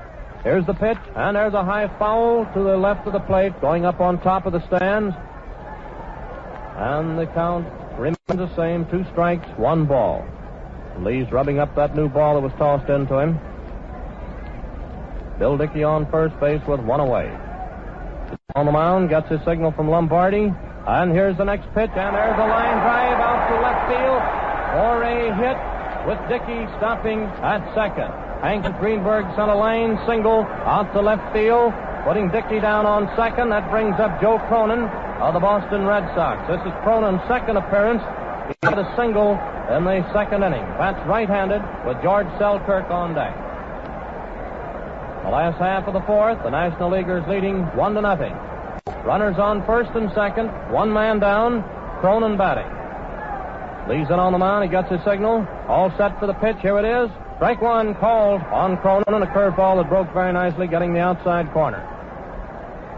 1 strike, comes in on the mound, up go the arms again, glances down at second base. Keep that runner a little closer, here's the pitch, low ball, 1-1. 1-1 is the count. Kurt Davis of the St. Louis Cardinals, along with Harry Danning of the Giants, just now going down to the bullpen for the National Leaguers. Lee's in on the mound again. Count 1-1. All set for the pitch. Here it is. Ball 2 wide. 2 balls and 1 strike on Cronin, with Bill Dickey down on second base, Hank Greenberg on first base, and 1 man down. 2 balls, 1 strike. Here's the next pitch. Foul in back of the plate, and the count is now even up 2-2. That calls for another new ball. 2-2 on Cronin, who steps back out of the batter's box for the moment. 2-2, comes in on the mound, he got his signal. Greenberg on first base, Dickey down on second base. All set for the pitch. Here it is, and it's strike 3. Cronin went down swinging. His bat slipped out of his hand and went very near out to Archie on it short. That's 2 away. And that brings up Selkirk, the Yankees left fielder for the American League, member of the New York Yankees. And Selkirk, on his other trip to the plate, was out on a fly ball to Mellott out in deep center. Still have runners on first and second, 2 down. Selkirk batting, a left-handed batter. Lee's in on the mound, he gets his signal. Here's the pitch, wide, ball 1. Flash Gordon on deck. 1 ball is the count on Selkirk. Runners on first and second. Lee steps in on the mound. All set for the pitch. Here it comes. Ball 2 outside and high. 2 balls and no strikes. 2 balls, no strikes. Selkirk batting. Runners on first and second. Greenberg on first base. Bill Dickey down on second. Lee steps in on the mound. Goes into his stretch. He's all set for the pitch. Here it comes. And there goes the drive going out to right field. And Goodman tried to make a shoestring catch. He missed. A run is in. Dickey scores. Greenberg reaches third. The ball was relayed in by McCormick. That is from Goodman to McCormick to Lombardi. It's a hit for Selkirk. That ties up the ball game. Bill Dickey crosses the plate. Greenberg reaches third. It was a hit for Selkirk. Goodman tried to make a shoestring catch. Looked like he might have been hurt a little bit on the play, but evidently not. He's up and staying in there, and Joe Gordon is the batter. The ball game is tied up now 1-1. The last half of the fourth with runners on first and third. Gordon batting. Here's the pitch. Wide. Ball one. Gordon bats right-handed. 1 ball is the count on Flash Gordon. Hank Greenberg over on third. George Selkirk on first base. Bill Lee steps in on the mound. He got his signal. All set for the pitch. Here it comes. And a ground ball down to Vaughn. And it glances off of Vaughn. Going out into left field. Greenberg scoring. I don't know whether that's going to be a hit or an error. It was rather a hard ball, though, at that. And it's one of those kind that can be scored either way. Greenberg scored. It's an error for Archie Vaughn, the first error of the ball game. Selkirk stops at second. And Tommy Bridges is the next batter. Gordon on first base. Archie Vaughn charged up with the first error of the ball game. That puts the American Leaguers in the lead by a score of 2-1. Bridges bats right-handed. There's the pitch, and a foul ball coming back against the screen for strike one. Greenberg and Dickey have scored this inning to put the American Leaguers in the lead. Selkirk is on second, Gordon on first, Tommy Bridges batting with Roger Kramer on deck. Lee comes in on the mound again. He's all set. Next pitch, wide, ball, 1-1. 1 ball and 1 strike. 1 ball, 1 strike. Up goes the arm again. Glances down at second base. Getting set. There's the pitch. Ball inside. 2 balls and 1 strike on Tommy Bridges. Bats right-handed. Runners on first and second. Sit on the mound. Gets his signal from Lombardi. Here's the next pitch. Strike 2. Call. 2-2 on Bridges. 2 balls and 2 strikes. With Flash Gordon on first base, George Selkirk down on second. And 2 down. The last half of the fourth inning, the American Leaguers leading by a score of 2-1. Lee steps in on the mound. He got his signal again. All set for the delivery. Here's the pitch. Ball 3, low. And the count is now 3-2. 3-2 on Tommy Bridges. 3 balls and 2 strikes. Lee goes into his stretch, glances down at second base. Here's the pitch, both runners going. Strike 3, call. Tommy Bridges called out on strikes for the third out, retiring the side. The results there in the last half of the fourth inning show 2 runs, 2 hits, and 1 error, which was charged up to Archie Vaughn. 2 men left on base. The score going into the first half of the fifth inning reads American Leaguers 2, National Leaguers 1. We pause again for station identification. This is the Columbia Broadcasting System. You're listening to the WBBM Air Theater, Wrigley Building, Chicago.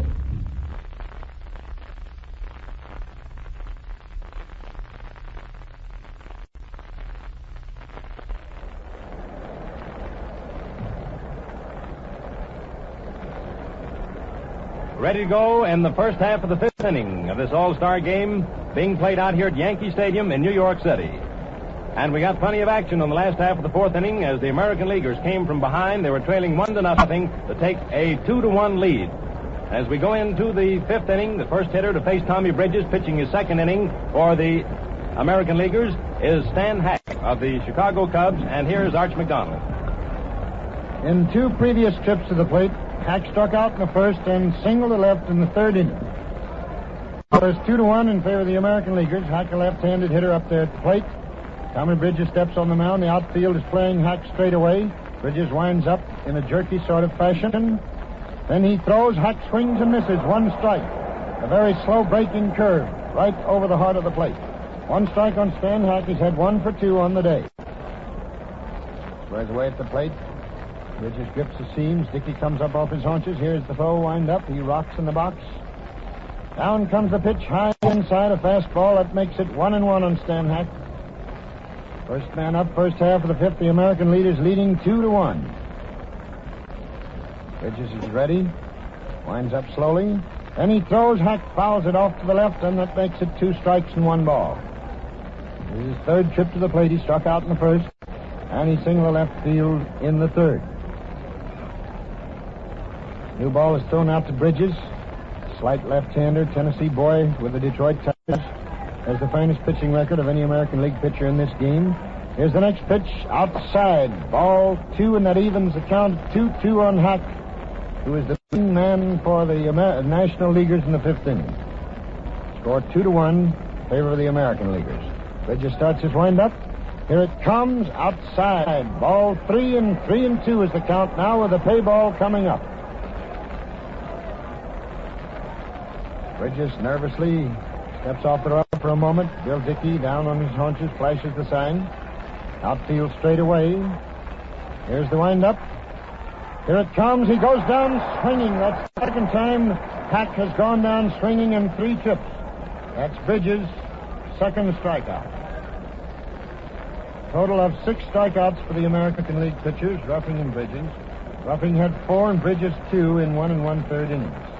Ruffing's 4 was in 3 innings, and here's Fry up. He had 1 hit, a double. He drove in the only run for the National Leaguers in the 3rd. Here's the windup. Pitch is outside, ball 1. Fry grounded out to Gordon in the 1st inning, doubled, and drove in the National League's only run in the 3rd. Count is 1 ball, 1 out. Here's the windup by Tommy. The pitch hit down the line to Greenberg, who boots it for a moment, then takes it, throws to Bridges, and he's out at first. Greenberg to Bridges, who covered first for the 2nd out. Ball was a hard-hit ball that was bobbled momentarily by Hank, but he had plenty of time to retrieve the ball and throw to Tommy Bridges, who covered. 2 men are out now with nobody on base, and we're going to get a pinch hitter for Ivel Goodman.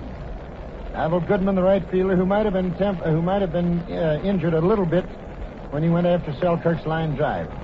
It's Phil Herman, captain of the Cubs, batting in place of Goodman. He's a right-handed hitter, batting .270. Here's the first pitch, and he swings and misses at a low curve, strike 1. Bill Herman of the Cubs batting for Goodman. 2 men out, none on base. Herman's a right-handed hitter. Here's the windup, and the pitch fouled back of the plate. That makes it 2 strikes. The ball is thrown out to Tommy Bridges, winner of 11, loser of 2 on the 1939 campaign. He takes the gloss off, looks down at Dickey, winds up slowly, jerkily. Then he throws, and it's high. Ball 1, 2 strikes and a ball. Herman batting for Goodman.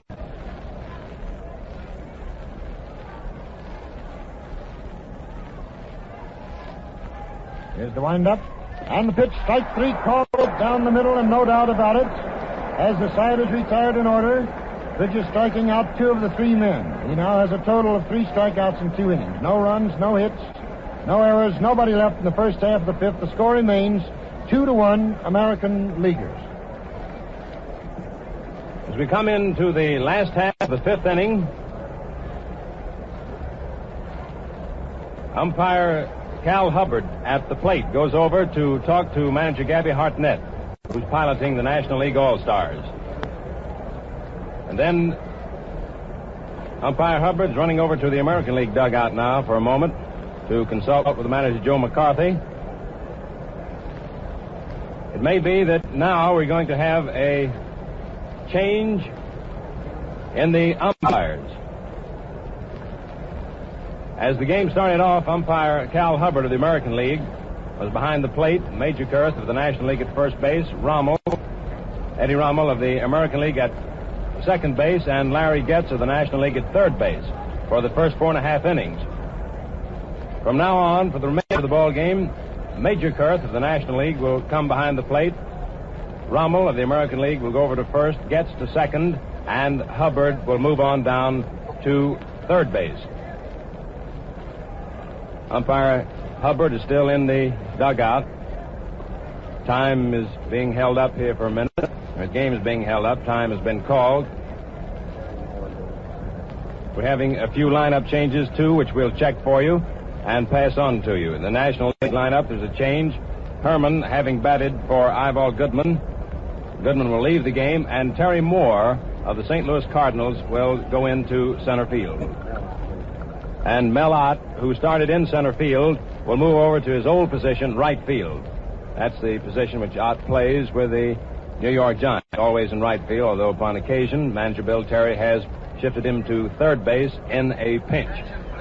The announcements are now being made over the loudspeaker system out here at the Yankee Stadium.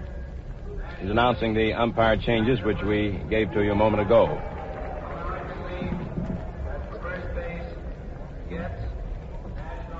As we go into the last half of the fifth inning, the first hitter to bat for the American Leaguers will be Doc Kramer of the Boston Red Sox, followed very likely by Red Rolfe, and then the Yankee Clipper, Joe DiMaggio. Umpire Major Kurth standing out behind the plate, talking to Ernie Lombardi, the Cincinnati Reds catcher, who's catching for the National Leaguers. Apparently checking lineups. He had a couple of cards in his hand, which probably were the lineups. As a matter of fact, that's what he was doing, checking it with the loudspeaker announcer. And now we're ready to go in the last half of the fifth inning. Roger Kramer's having quite a time. The Beatles are flying out there. He's up the plate for the third time. He's had one hit. Here's the first pitch, foul, back of third base. Kramer single to left field to start the festivities for the American Leaguers in the first inning, but got no further. And then he grounded out, second to first, Friday McCormick in the third. He's up now for the third time, hitting left-handed, count of one strike. Lee winds up slowly. He throws. It's a bunt, but foul. Back of the plate. Kramer attempting to beat out a bunt. Hack was in on it fast. Count is now 2 strikes on Kramer. Lee has the new ball, takes the gauze off. Kramer steps into the batter's box. First man up, last the fifth. American leaders 2-1. Here's the next pitch. Kramer goes down swinging. Lee struck out Kramer. He went down swinging. That's the third man Lee has struck out in 1 1/3 innings. Here's Red Rolfe out for the third time. He flied the Mel out in center in the first, and he lined out to Archie Vaughn to end the third inning. Left-handed hitter. Lee starts his windup. Here it comes. Strike one calls. Just about letter high. Fastball. One out, none on base, last the fifth. Lee winds up slowly. Then he throws. Rolfe hits a slow hopper down to second base. In comes Fry. He takes it, throws over to first, and he's out. Fry to McCormick for the second out. Rolfe grounded out second to first. Fry to McCormick. 2 men are out now with nobody on base, and here is the Yankee Clipper, Joe DiMaggio at the plate. Joe's been up twice without a hit, flying to out in center field in the first, grounding out to Hack at third base in the fourth. Here's the windup by Lee, and the pitch, a curved ball and a called strike. 1 strike on the Clipper, 2 men out, nobody on base. Lee is ready, outfield deep. Here's the next pitch, there it goes, far into left field. Medwick up against the wall. He leaps, he can't get it. It's a home run for DiMaggio into the left field grandstand. The Yankee Clipper is rounding second base like an express train, and in spite of the fact that he doesn't have to run fast, he is really carrying the mail on that line drive home run, which was about 6 feet outside of Medwick's reach.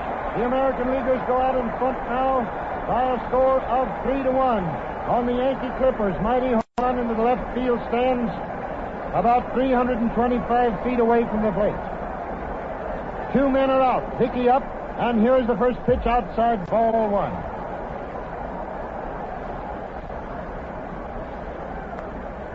That's the third run charged to Lee. Derringer was charged with none. Next pitch to Dickey is down the middle for a called strike, and it's 1-1 on Bill Dickey from Little Rock, Arkansas. He popped out to Vaughn in the first, and he walked in the fourth. Lee winds up slowly, throws to Dickey a fastball, hit down the line to McCormick, who takes it. There's a race for the bag, and he beats Dickey, and the side is retired as Dickey grounds to McCormick unassisted. Summary in this inning for the American Leaguers, 1 run. It was by Joe DiMaggio, that home run into the left field stands. 1 hit. 4 errors, nobody left. Score at the end of 5 innings. The American Leaguers 3, the National Leaguers 1. And the crowd out here got a terrific boot out of Joe DiMaggio's home run blast into the left field stands. The first real display of that vaunted American League power that we've seen so far this afternoon. And that blow put the American Leaguers ahead 3-1. We keep saying Yankees every once in a while. American League lineup is so dotted with American Leaguers. As a matter of fact, there's been quite a lot of talk going around all over the country from coast to coast about the World Series preview angle to this All-Star game. As the ball game got underway, we had 5 Cincinnati Red players in the lineup and 6 Yankees. Derringer and Ruffing, when they went out of the game, left it with 4 Cincinnati players and 5 Yankees. Of course, as you know, the Yankees are overwhelming favorites to capture the American League pennant and go into the World Series to face the Cincinnati Reds, because they are the choice of most folks to win the National League pennant. And so, with so many of the players from each side in the ball game, we do get that bit of World Series atmosphere from it. And now we're ready to go into the first half of the inning. The American League leading the National League 3-1, and here is Franz Laux. Frank McCormick is the first man up for the National Leaguers. The Cincinnati first base. He's been up there twice, hasn't any hits so far. Bats right-handed. Tommy Bridges winding up. Here's the first pitch and a ground ball going down to second base. Gordon after it. He scoops it up. There's a throw out at first. Gordon to Greenberg for the initial out. McCormick grounded out on the first pitch.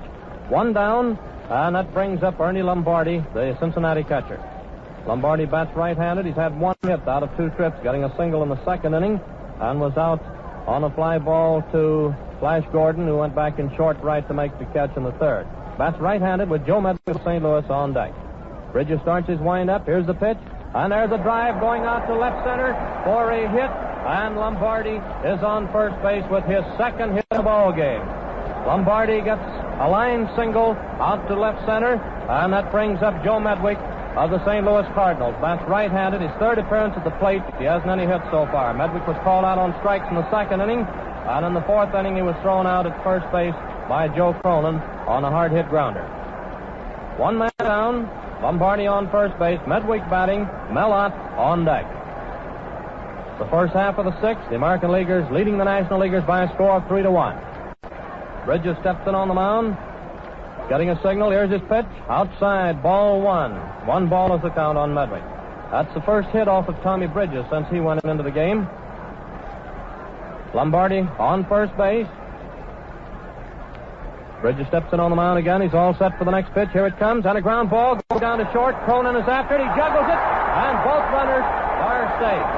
Both runners are safe. It's an error for Joe Cronin. Lombardi down on second. Medwick on first base. Mellott is up. That's the first error for the American Leaguers, and both errors have been charged up to the respective shortstops.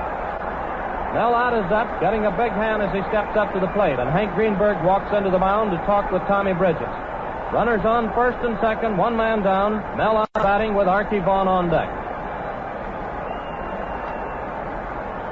Mellott hasn't any hits so far. He was out on a fly ball to right field in the second inning, and he was out on a pop fly to Dickey to the left of the plate about halfway down to third in the fourth inning. Mellott is batting. Medwick on first, Lombardi down on second. Bridges steps in on the mound. He glances down to second base. Here's the pitch and a ground ball going out to right field for a hit. Gordon knocks it down, but he couldn't make a play on it. It's a hit, and the bases are loaded. Lombardi moves over to third. Medwick down on second. Mellott on first base, and Archie Vaughan is up. Archie Vaughan is the batter. Pittsburgh shortstop, bats left-handed. He's been on both times. Had a single in the third inning, and he walked in the fourth. And now Art Fletcher is coming out to the plate to talk with umpire Major Kurth. A little conference on out at the mound. And it looks like that might be all for Tommy Bridges here. We'll see in just a moment. That's all for Tommy Bridges. He's going out of the ball game. The base is loaded. He hadn't allowed a hit until this inning. And 2 hits and a walk have gotten him in trouble here. Here's a man coming out of the bullpen. We can't tell exactly who it is, but it looks like the walk of Bob Feller coming in. I believe it's Bob Feller. Bob Feller coming in of the Cleveland Indians. Young Bob Feller coming in of the Cleveland Indians. Feller's record during the current campaign is 14 wins against 3 losses. A right-hander, and he has plenty of stuff when he's right. First man to face him will be Archie Vaughan, the Pittsburgh shortstop, who had a single in the third inning and walked in the fourth inning. Feller hasn't reached the mound as yet. We'll have the customary warm-up pitches. Joe Cronin and all of the American League infielder in there waiting to talk with him. Bill Dickey goes out to have a little conference with Feller before they start their warm-up. And he's talking there now with Dickey. And in just a moment, Dickey will be strolling back here to the plate and take his warm-up tosses. Here comes Dickey now, but instead of strolling, he's trotting back there. Bob Feller of the Cleveland Indians is now the pitcher for the American Leaguers, the third man to be in there for the American Leaguers in the ball game. Is a right-hander taking his warm-up tosses. The bases are loaded. There's one man down. Archie Vaughan will be the batter when players resume. And the American Leaguers are leading the National Leaguers by a score of 3-1 in a game that's been plenty exciting here so far. First one side taking the lead, and the other side taking the lead. Bridges was the first man to go out of the game before finishing his third inning. Walked one man. That's the only man that had reached first base up until this inning. And after getting the first man out, McCormick on a ground ball, then Lombardi came through with his second single, and then Cronin made an error on Medwick's grounder, hard grounder, and then Mel Ott, the New York Giants right fielder, came through with a hit, and the bases are loaded. Flash Gordon made a great stop on that ball of Mel Ott. As a matter of fact, he didn't have any chance to make a play on the ball, but he was mighty lucky, showed plenty in getting over there and knocking it down and holding Lombardi at third instead of letting him score. We're all set to go now. Feller is through taking his warm-up pitches. The bases are loaded, and Archie Vaughan is the batter. Lombardi on third, Medwick on second, Mel Ott on first, Archie Vaughan batting. Redroff goes in to say a few last words to Bobby Feller before he starts. Everyone's in position now. We're all set to go. Feller steps in on the mound to get his signal from Bill Dickey. Archie Vaughan batting, bats left-handed. Feller's in on the mound. He starts his wind-up for the pitch. Here it is. And there's a hot ground ball down to short. Second, Gordon to Cronin to Greenberg for a double play. Archie Vaughan hit into a double play. Gordon to Cronin to Greenberg, retiring the side. The results there in the first half of the sixth inning show no runs, 2 hits, and 1 error, which was charged up to Cronin. And the score as we go into the last half of the sixth innings still reads American Leaguers 3, National Leaguers 1. What drama was packed into that very fleeting few seconds that just elapsed. With the American Leaguers' lead endangered by the National Leaguers, who had the bases loaded, only 1 out, Tommy Bridges was removed from the ball game by manager Joe McCarthy, despite the fact that Tommy had pitched excellent ball. Joe Cronin's unfortunate error on Medwick's drive down to him. It was a perfect double play ball, put Bridges in a hole, and then when Archie Vaughan, or rather Mel Ott, singled off Joe Gordon's glove, it put the National Leaguers in an excellent position to tie up this ball game or possibly go ahead. When in comes from the bullpen Bob Feller, that young speedball wizard from the Cleveland Indians.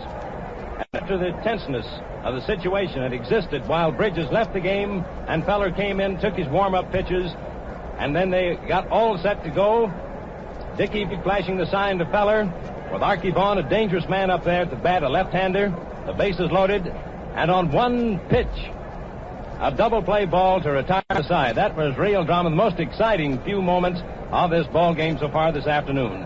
So as we go in the last half of the sixth inning, the American Leaguers hold their lead 3-2-1. Hank Greenberg of Detroit will be the first man up for the American Leaguers here in the last half of the sixth inning. He's had 1 hit out of 2 trips, getting a single in the fourth inning. He also scored a run that inning. He'll be followed by Joe Cronin and George Selkirk. Bill Lee is rubbing that ball up a little. It's the last half of the sixth inning. The American Leaguers leading by a score of 3-1. Greenberg bats right-handed. Bill Lee gets his signal from Lombardi. He's winding up, and here's the initial pitch outside and low. Ball 1. 1 ball is the count. 1 ball is the count on Hank Greenberg. Lee goes into his wind-up. Here's the next pitch, and it's strike 1. He swung at it. 1-1. 1 ball, 1 strike. In the last half of the sixth inning. The hits are now 5 for the American Leaguers, 6 for the National. Lee starts his wind-up. Here's the next pitch, inside and high. Ball 2 and strike 1. 2 balls and 1 strike. Hank Greenberg is the batter. Lee gets his signal again. He's winding up for the next pitch. Here it comes, and it's ball 3, inside and high, making the count read 3-1 on Hank Greenberg. 3 balls, 1 strike. Steps in on the mound, winding up for the pitch. 3-1. Strike 2 called. 3-2. This is the one that tells the story, or at least should. The count 3-2 on Hank Greenberg, the first batter. Lee goes into his windup, and here's the next pitch, inside and high, and Greenberg gets free transportation. That brings up Joe Cronin, the Boston Red Sox shortstop. Cronin has had 1 hit out of 2 trips, getting a single in the second inning, struck out in the 4th inning. That's right-handed. He'll be followed by George Selkirk. Nobody down as yet. The last half of the 6th. Lee goes into his stretch, getting set for the first pitch here to Cronin. Here it comes, and a ground ball down to Fry. Fry juggles it, but he recovers, makes the play to first base. Fry to McCormick for the out. Greenberg moving down to second. He had a double play ball on that one, but he juggled the ball momentarily, enough to let Greenberg get down, and he had to toss Cronin out at first base. 1 away, and George Selkirk is the batter. Bats left-handed. He's had 1 hit out of 2 trips, getting a single in the 4th inning. Greenberg on second, 1 man down. And it looks like Selkirk will be purposely passed. That's what it is. Selkirk is being purposely passed. He got a chance at a double play. Ball 1 wide, ball 2 wide. Ball 3 wide. Selkirk is being purposely passed. Here's the next one, ball 4 wide. Runners on first and second, both men getting on. The result of walks. And Joe Gordon, the Yankee second baseman, is the batter. Gordon was out on a fly ball his first trip to the plate in the second inning to Mel Ott, who was playing center field at that time. And on his second trip in the 4th inning, he was safe at first base when Archie Vaughn fumbled his grounder. So the picture is now Greenberg on second, Selkirk on first, 1 man down, Gordon batting with Bob Feller on deck. Leads in on the mound, goes into his stretch, glances down to second base. Here's the pitch, and there goes the fly ball. Going out to deep left, Medwick going back, and he makes a nice running catch, holding both runners on their respective bases. Medwick goes back to deep left to take that one. Looked for a moment like it was gone. 2 down, and that brings up Bobby Feller. The American Leaguers pitchers, the boy that came in there to relieve Bridges in the first half of the 6th. Feller is still picking out a war club. Finally gets one that suits him, and here he comes going out to the mound. He only had to pitch 1 ball there, and that tough spot that he went in. The first ball to Archie Vaughn, he sent a ground ball down to second base. Gordon fired it over to Cronin to Greenberg, and that pulled the American Leaguers out of a bad hole. Feller bats right-handed, with Roger Kramer on deck. Runners on first and second, 2 down. Lee's in on the mound. Here's the first pitch, and it's strike 1 called on Bobby Feller. 1 strike. Selkirk on first base, Greenberg on second, 2 away. Into the stretch again, he's all set. Here's the pitch, and it's strike 2. He swung at that one. 2 strikes on Bobby Feller. This is the last half of the 6th. The American Leaguers lead by a score of 3-1. Into his stretch again, glances down at second base, 2 strikes is the count. Here's the next pitch, and it's strike 3. Feller went down swinging for the 3rd out, retiring the side. The results there in the last half of the 6th inning show no runs, no hits, and no errors. And the American Leaguers had 2 men left on base. The score remains the same, 3-1 in favor of the American Leaguers as we go into the first half of the 7th inning. And before we do go into the first half of the 7th inning, we'll pause a few seconds for station identification. This is the Columbia Broadcasting System. This is the WBBM Air Theater, Wrigley Building, Chicago.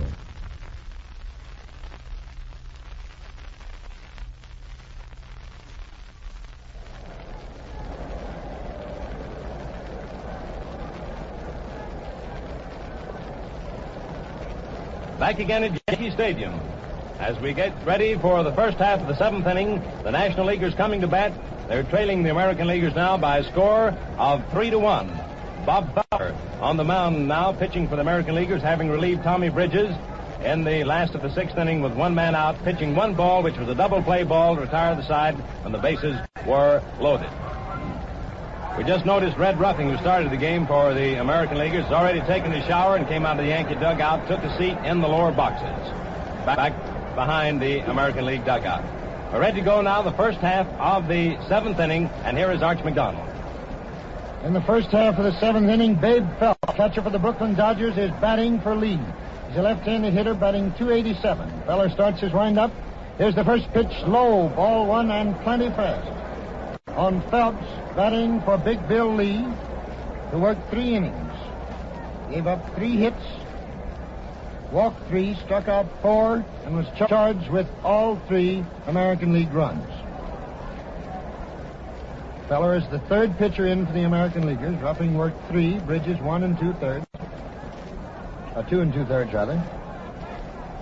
Down is 1 ball, Phelps batting for Lee.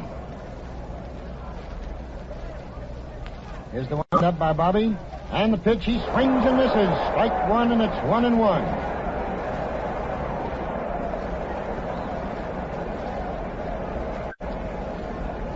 One and 1 the count, and the crowd is talking about this speed ball of Bobby Feller. Folks in Van Meter, Iowa, are certainly pulling for the kid. Here's a long wind up, the pitch, and it's inside.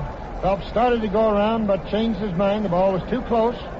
And there's Red Carden trying to stir up a rally at first base, and Bill Terry coaching at third. 2 balls, 1 strike is the count. Phelps, the first batter, batting for Lee. Feller starts a long wind up. Here's the next pitch. There's a hard hit ball down to Gordon on 2 hops. Gordon over to Greenberg, and he's out. Phelps out, second to first. Gordon to Greenberg. Phelps was batting for Big Bill Lee. And here is Stanley Hack making his 4th appearance at the Platter. He struck out in the first, single to left field in the third, and he also struck out in the 5th. And 7 strikeouts so far for the National Leaguers, 5 for the American Leaguers. Outfield is straight away. Hack is up. Feller ready to pitch. Here it comes. Low, ball 1. 1 out, none on. First half of the 7th. The American Leaguers in front, 3-1. Feller steps on, gets his sign from Big Bill Dickey. Winds up. Then he throws in the same spot. Ball 2, and it's 2-0. Feller calls time for a moment, steps back off the rubber. Seems to be pretty hot already. It's a beautiful, pleasant day for baseball here. This stadium is almost filled. Here's the next pitch, and it's outside. That makes it 3-0 on Stanley Hack.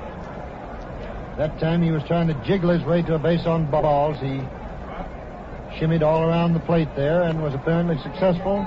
It's 3-0 now. 1 man out. Up there, 7th inning. Here's the next pitch, way outside, ball 4, and Hack walks. That's the first man Feller's walked since he's been in there. He's pitched to 3 men. When the bases filled and 1 out, he made Vaughn hit into a double play. Phelps started the inning by grounding out to Gordon in the 7th. Hack walked. 1 out, the man on first. Here's Junior Fry at the plate. Left-handed hitter up for the 4th time. He's had 1 hit, a double. That was back in the 3rd inning, and he drove the only National League run with that double. Feller steps into pitching position, stretches, takes a glance at Hack.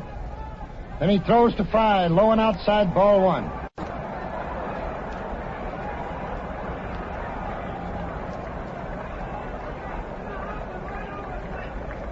Feller has his back to the stands now, smoothing out some dirt around the rubber. Carden and Terry, the coaches at first and third, are making a lot of noise, trying to stir up a rally. Fry steps into the plate. Hack takes a short lead off first, 1 out. Then he pitches right down the middle for a called strike. Just a fast ball straight away. It's 1-1. He was aiming that one with Dickey's big mitt as a target. Now Bill squats on his haunches and back of the plate. Fry squares away. Bob Feller steps on, and Stanley Hack takes a short lead off first. There's the stretch, a glance at first. And the pitch, Steve, right 2, called in the same spot. It was a half-speed ball that Feller let him have that time. It's now 2 strikes and 1 ball. Hack is on first base, 1 out. First half of the 7th inning, the American Leaguers leading 3-1. This is the 7th All-Star game at the Yankee Stadium in New York. Feller is ready, stretches, glances at Hack. Then he throws, and there's a hard hit ball out to short right field. In comes Kramer. It's high, he's under it, and he has it for the out. Fry flying to Kramer in right field. That jogs back to first. 2 men are out now, and here is Terry Moore of the St. Louis Cardinals up for the first game. First time in this game. He replaced Ivel Goodman, who was injured and taken out of the ballgame. Moore batting .283, outfielder for the Cardinals. Right-handed hitter with Hack on first and 2 men away first half of the 7th. Terry steps on. Feller is ready. Here's the pitch, and he hits a high fly ball with Red Rolfe and Cronin out there under it. Rolfe calls for it, and he takes it on the grass, and the side is retired as Terry Moore pops to Red Rolfe on the grass around shortstop. Side retired in this inning. No runs, no hits, no errors. 1 left. Score at the end of the first half of the 7th remains the American Leaguers 3, National Leaguers 1. Art, you were just explaining that Ivel Goodman was taken out of the ball game because he was injured. We just received word, though not official, that Goodman has been taken to the St. Vincent's Hospital here in New York City, and it's believed that he suffered a broken collarbone. It happened in the 4th inning. The American Leaguers had 2 men on base when Twinkle Toes Selkirk hit a line drive into right field. Goodman came tearing in fast, tried to make a diving shoestring catch of the ball, turned a somersault as he dove for it, but as he came up, the ball was behind him. And it was on that play that he was injured and removed from the game. And now as we come into the last half of the 7th inning with the American Leaguers at bat, we get a new pitcher for the National League, Bill Lee having completed his 3 innings on the mound. And it's Lou Fetty of the Boston Red Sox. Boston Bees, rather, the National League, who's won 9 games and lost 3 for the Bees this season. And here we are now, ready to go in the last half of the 7th inning with the American Leaguers at bat. Again, it's Doc Kramer leading off. He's up for his 4th time. He's had 1 hit. Fetty, the right-hander, starts his wind-up. A long wind-up. Then he throws. Kramer fouls it in back of the plate. Strike 1. New ball is thrown from Lombardi out to Stanley Hack, who takes his glove off and gives it a real massage. 1 strike on Kramer. He singled to left field in the 1st inning, grounded out to second base in the 3rd, and struck out in the 5th. Here's the windup by Fetty. And the pitch. Kramer hits a high hopper down to second base. Fry comes up with it, throws to McCormick, and he's out. First man up in the 7th inning for the American Leaguers. Kramer grounds out second to first, Fry to McCormick. 1 out now. Red Rolfe up for the 4th time. He's failed to hit in 3 trips to the plate. Flying to Ott, lining to Vaughn, and grounding out to Fry. Fetty takes a long, loose, angular wind-up. Here's the first pitch. Strike 1 called right down the middle. 1 strike on Red Rolfe. Up for his 4th time. 1 out. Last half of the 7th. American Leaguers lead 3-1. Fetty is ready. Here's the next pitch inside, forcing Rolfe to move back, and it's 1-1. Lombardi down on his haunches in back of the plate. Flashes the sign. Fetty works very fast. He's winding up again. Here's the pitch. Fouled back. Strike 2. 2 strikes, 1 ball. Lombardi again throws out the new ball. Stanley Hack takes his glove off. He does the rubbing. Fetty gets the rosin bag, steps on into pitching position, outfield deep and a bit to the right. Fetty winds up slowly. There's the next pitch. Rolfe hits it out over second base. It's going into center field for a single for Red Rolfe. His first hit of the ball game. A single over second base into center field for Red Rolfe. Listen to the roar for the Yankee Clipper, Joe DiMaggio. Rolfe's single was the 6th American League hit. Each league has now had 6 hits.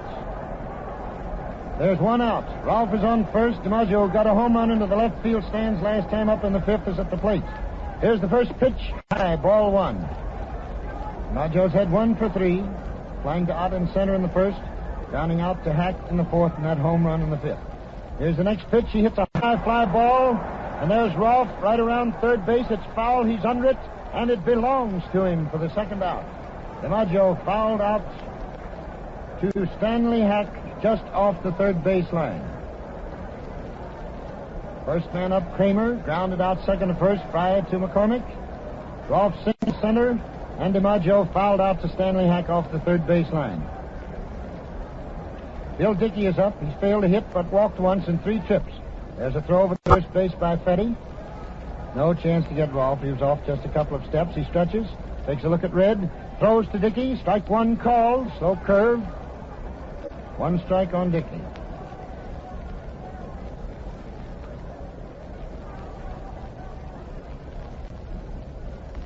Outfield being Dickey straight away.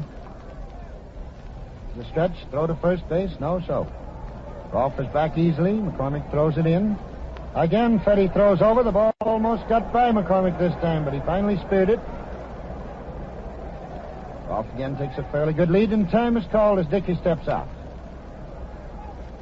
Now Major Kurth moves back into position. Fetty is ready. Here's the pitch way outside. The count is now 1-1. Fetty gets the rosin bag.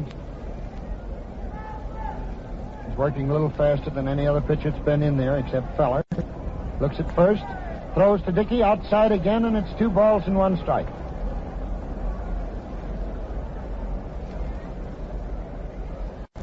Rolfe on first, 2 men away, last the 7th. American League in front, 3-1. But he looks at first. Throws to Dickey, who hits a fly ball. Line drive, foul down the right field line. Foul by about 15 feet as it goes into the lower stands. That evens the count at 2 apiece. 2 balls, 2 strikes, 2 men out. Rolfe on first. Last of the 7th inning, the American Leaguers leading 3-1. Fetty now pitching. Steps into position. Here's the pitch outside, and that makes it 3-2 on Dickey with the pay ball coming up.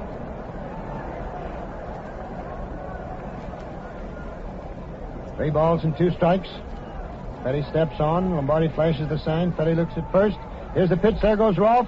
There goes a slow hit ball. It's hit down to McCormick. He throws over to Fetty. He covers first, and the side is retired. Dickey grounding out McCormick to Fetty, who covered first. In this inning, it's no runs, 1 hit, no errors, and 1 left. Score at the end of 7 innings remains the American Leaguers 3, the National Leaguers 1. We pause for station identification at this point. This is the Columbia Broadcasting System. This is the WBBM Air Theater, Wrigley Building, Chicago.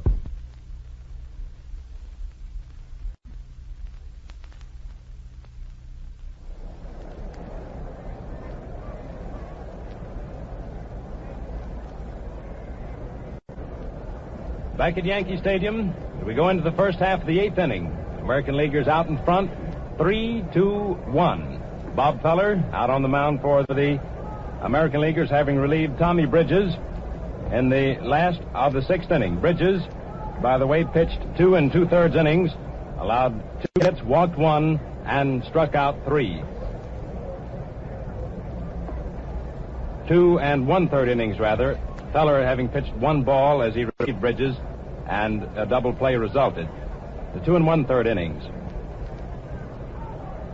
Bill Lee pitched 3 innings, allowed 3 hits, walked 3, struck out 4, and 3 runs were scored while he was in the box. Lou Fetty now pitching for the National Leaguers.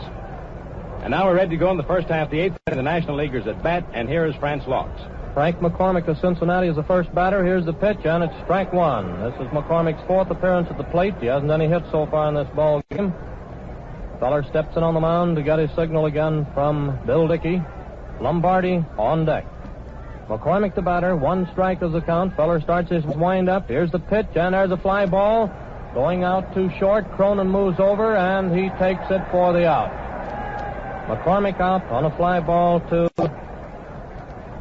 Cronin down at short. 1 man down. That brings up Ernie Lombardi, who's had 2 hits out of 3 trips played in this ball game. 2 singles.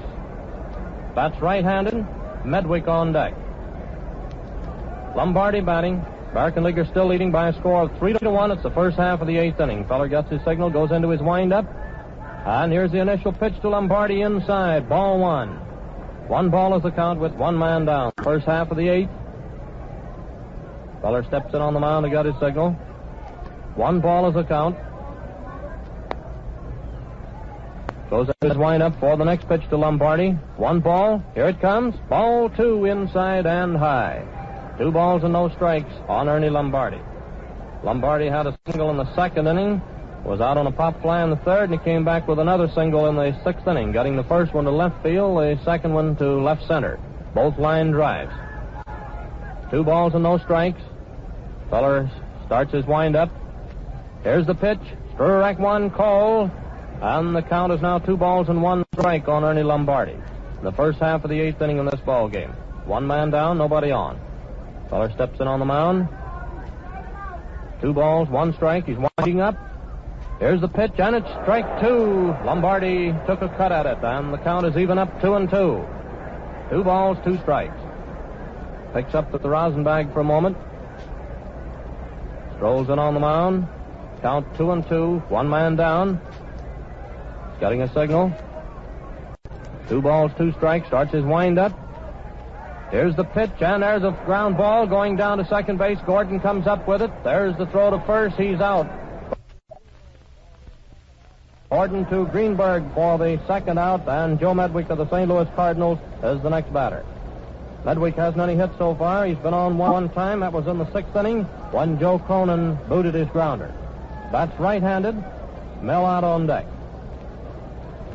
First half of the 8th, 2 down, nobody on. The American Leaguers leading by a score of 3-1. Feller steps in on the mound, getting a signal, starts his windup for the initial pitch here to Medwick. Here's the pitch. Strike 1 call. 1 strike is the count. Joe Medwick the batter.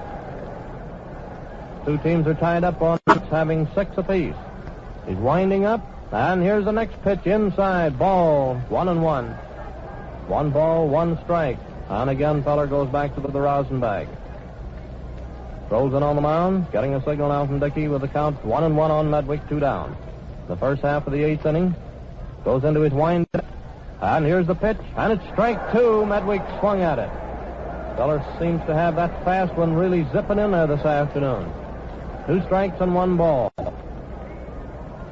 Then on the mound. 2 strikes, 1 ball, 2 down. Starts the old wind-up. Here's the pitch. And there's a drive going out toward right field. Gordon makes a beautiful one-handed stab on that one. There's the most sensational play of the ball game so far. It looked like it was labeled for a double. And Gordon, racing at top speed, leaped and speared that ball and had to go about 15 feet to keep from falling. He was stumbling all the way. A beautiful play. The results there in the first half of the 8th show no runs, no hits, no errors. The score going into the last half of the 8th inning remain American Leaguers 3, National Leaguers 1. You can see ball games for the rest of your life and perhaps never see a catch like that one that Joe Gordon just made. Easily the outstanding play of the ball game and the most sensational catch we've seen all season. That was what you can literally call a miracle catch. Gordon running at top speed to his left with his hand stretched out, sticking that glove up there, more or less in a gesture of stabbing at that ball. He himself didn't think, I don't believe that he could have ever gotten it, but he was in there trying, as he always is, and made that sensational catch. Medwick, who hit the ball, no doubt felt that he really had him a base hit there. But that's just the kind of ball that Joe Gordon's been playing all season. Perhaps not making that many sensational catches, but is making plays that, well, it reminds you of old Charlie Derringer himself. And now we're ready to go in the last half of the 8th inning, and Hank Greenberg is the hitter. Greenberg, Cronin, and Selkirk, the first 3 batters here in the last half of the 8th. Petty starts his windup. Here's the pitch, and it's strike 1 call. 1 strike is the count on Hank Greenberg, who has been on twice out of his 3 trips to the plate. He's had a hit, and he walked 1. Petty's winding up. Here's the next pitch, and a ground ball down to short. Vaughn takes it on a hop. There's the throw. He is out at first. The throw was in the dirt, but McCormick scooped it up. 1 away.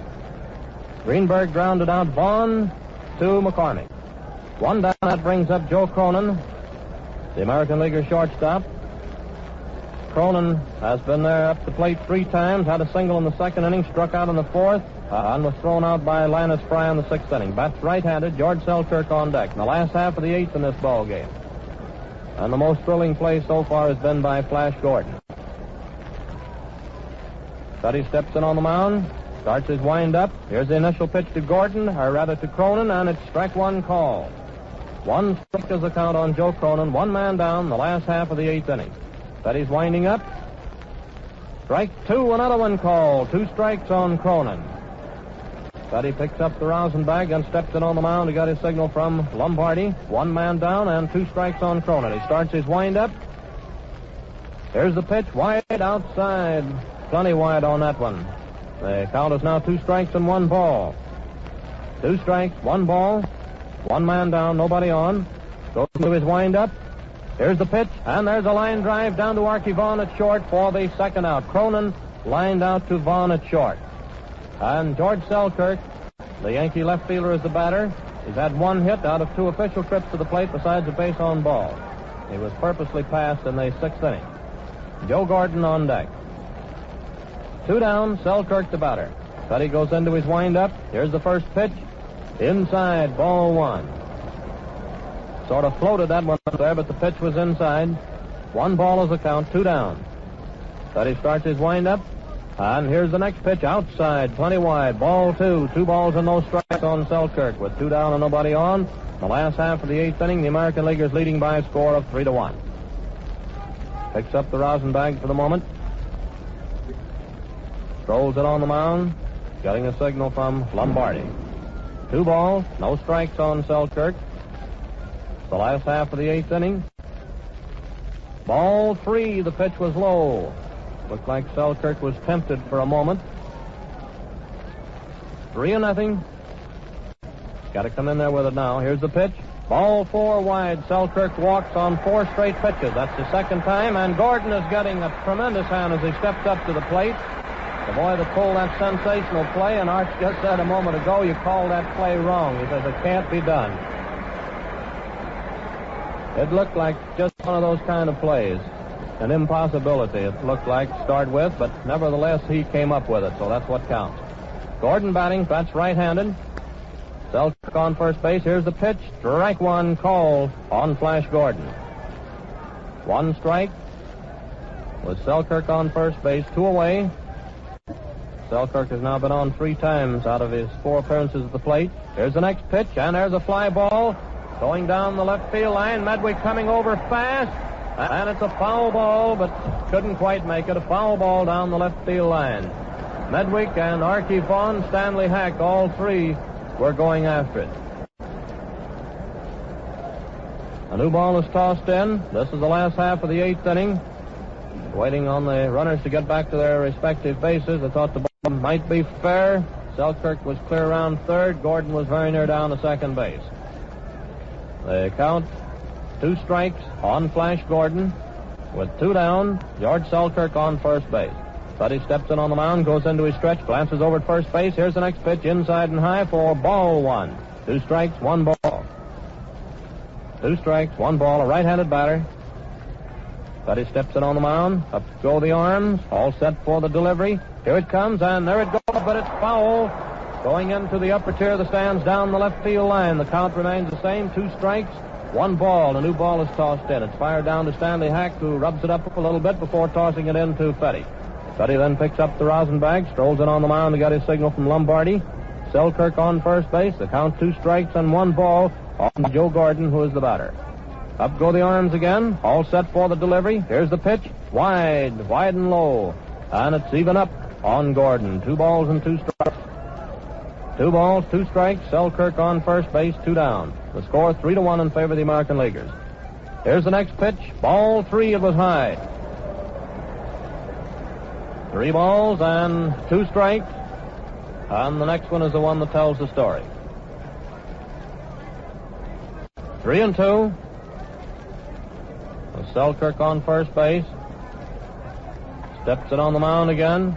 3-2. Here's the pitch. Starts down, and it's strike 3. Gordon went down swinging for the third out, retiring the side. The results in the last half of the 8th inning show no runs, no hits, no errors. The American Leaguers had 1 man left on base. The score going into the 9th inning, American League 3, National League 1.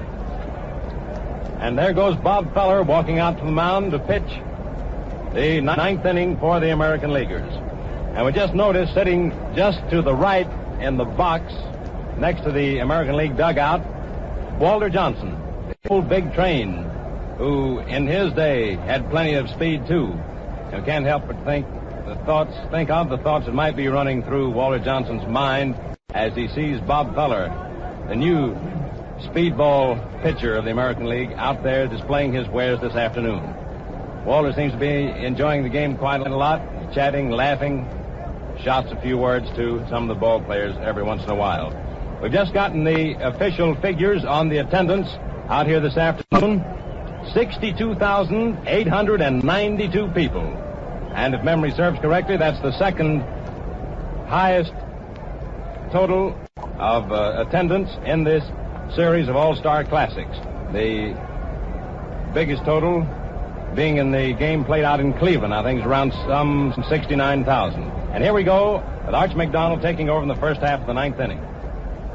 It's Mel Ott, first man up for the National League. He's had one hit, been up 3 times. Feller winds up slowly. The outfield is deep.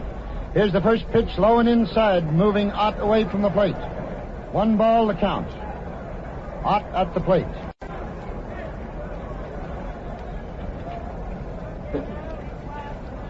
Feller winds up. Here it comes, low and inside again. It's 2-0 on Ott, 2 balls. He moves out, gets himself some dust, rubs it on his hands and the bat.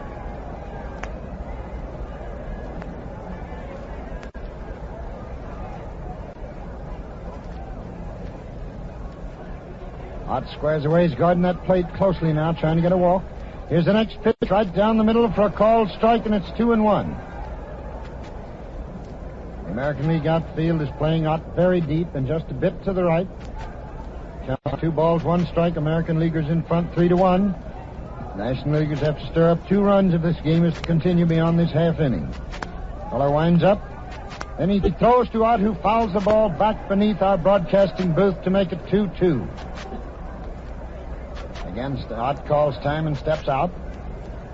Feller gets a little rosin. Takes off his glove and is rubbing up the new ball. Archie Vaughan is on deck, and then, will be a pinch hitter. Feller winds up slowly. Here it comes, and Ott hits one in the center field. DiMaggio's coming in. He can't get it. It's a base hit for Mel Ott. His second hit of the afternoon. Hit of the afternoon for Mel Ott, and the first hit off Bob Feller. Ott and Lombardi are the only 2 men in either lineup who have had more than 1 base hit. Ott is on first now, and Archie Vaughan squares away for the 4th time. He's had 1 for 2 officially. A single off Conan's glove in the 3rd. He walked in the 4th and hit into a double play in the 6th. 1 for 2 on the day. Ott is on first. Greenberg's not holding him on the bag. A little bit back for a left-handed hitter. Pitch, and it's fouled off to the left by Archie Vaughan. Ott on first, nobody out. 9th inning, National Leaguers at bat, score 3-1 American Leaguers. Archie Vaughan, perennial favorite of the Pirates, at the plate. Unorthodox left-handed batting stance is employed by Vaughan. Feller takes a pitch, gets a sign from Dickey, glances over his shoulder at Captain Mel Ott. Then he throws high, ball 1, and it's 1-1 on Vaughan. The American Leaguers have 2 pitchers warming up in the bullpen. We can just barely see their heads from this point. Way out in the bullpen, more than 400 feet away from the plate. 1-1 on Ott. Crowd beginning to pick up the enthusiasm. Feller ready. He throws right to calls. Vaughan looks back at Major Kurth.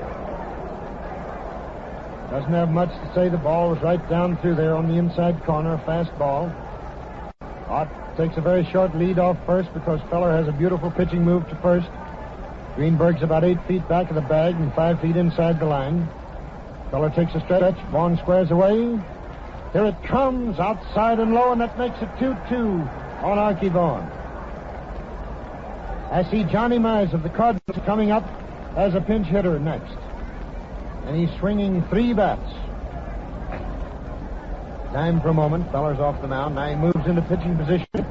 With a man on first, Mel Ott, who's single to start this inning. Nobody out. Vaughan squares away. He has to watch closely with this Feller. Here's the pitch. There goes a long fly ball hit out in the deep center. Back goes the Yankee Clipper. DiMaggio is under it, and he takes it. A line drive from Vaughan's bat to Joe DiMaggio in center field. 1 man is out. Ott slowly jogs back to first. And here comes the siege gun hitter of the St. Louis Cardinals, Long John Mize. Left-handed hitter. Mize batting for Fetty. As Mize comes up, he brings a batting average for the season of .339 to the plate. He takes a look at those right field stands. A blow in there could tie it up. One man is out, Mel out on first. Mize batting for Fetty. Feller stretches, looks at first, throws to Mize, who swings and misses. One strike on Johnny Mize.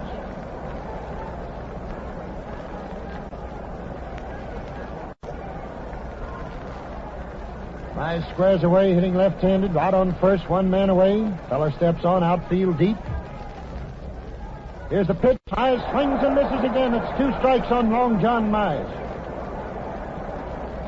Feller goosing up those fastballs with the speed of a meteor. 2 strikes. Mel out on first. Tying run at the plate. Score 3-1 American Leaguers, first half of the 9th inning.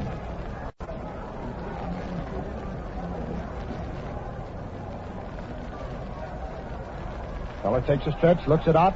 Then he throws, and it's strike called. Mize took one letter high. On the inside corner, a called strike. He says a few words to Major Kurth, and then slowly walks away. It's a strikeout for Bobby Feller. And strangely enough, Feller, who's conceded to be the fastest man pitching in this All-Star League game today, struck out his first man when Mize took that third. So it's up to Stanley Hack now. He wants to save the National League. Ott is on first with 2 men away. Feller takes a stretch. Throws low and inside. Outside, rather. Ball 1. Hack's up now for his 5th time. He's had 1 single, struck out twice, and walked once. 1 for 3 on the day. Ott taking a very short lead off first base. Feller takes a stretch. Outfield straight away. Here's the pitch, outside, ball 2, and it's 2-0 on Hack.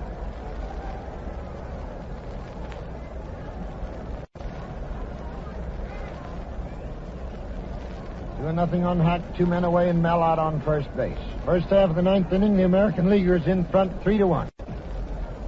Hack, a left-handed hitter, up for his 5th time, 1 hit and 3 trips to the plate. Feller takes a stretch, glances over his shoulder at Ott, throws to Hack. Strike 1 called. Hack protests that strike. It's now 2-1, 2 balls and 1 strike. Hack calls time, steps out of the batter's box. Gets a bit of dust up on his hands, comes up, moves out again. Carden coaching at first, Terry at third, trying to work up a little rally here. Feller steps into pitching position, glances it out on first, throws to Hack, and it's strike 2 called on the outside corner. That makes it 2-2, and again Hack calls time, steps out, and addresses a few remarks to Major Kurth.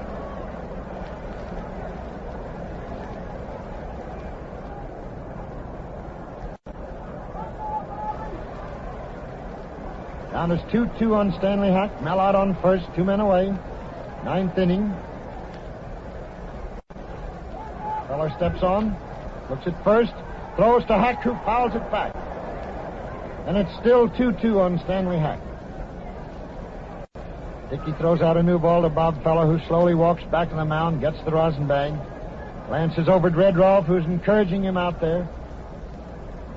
Right now, it's American Leaguers 4 wins, National Leaguers 2 wins. We're in the 9th inning with 2 men out, the man on first. The American Leaguers lead 3-1. Terry and Carden are trying to work up a rally. Hack steps in at the plate. Feller toes the rubber, glances over his shoulder at Ott. Here's the pitch, and Hack hits a foul ball back of third base into the boxes. He's given Feller a battle. In baseball, no game is over until that last man is out. And so these fans, more than 62,000 of them, are remaining in the stands. Just a few, possibly 100 people, are beginning to amble slowly to the exits here in the Yankee Stadium. Now Feller has the new ball, rubs it, steps into pitching position. Ott takes a lead of about 6 feet off first. Greenberg way back. Here's the pitch, and it's low. Ball 3 on a very low curve, slow breaking. Below Hack's knees, it's 3-2 with the pay ball coming. Dickey down on his haunches in back of the plate. Feller off the mound, gets the rosin bag. Now he throws it down, rubs his sleeve, steps into pitching position. Ott is on first. 2 men away, 3-2 with the play ball coming. Feller stretches, glances at first. He throws, and it's strike 3 called. Hack took a third call strike. He protests vigorously to umpire George Major Kurt, but strike it is. The ball game is over, and in this inning it's no runs. 1 hit, no errors, 1 left. The American Leaguers lead 3-1. We'll be back in the summary in just a moment. This is the Columbia Broadcasting System. The WBBM Air Theater, Wrigley Building, Chicago.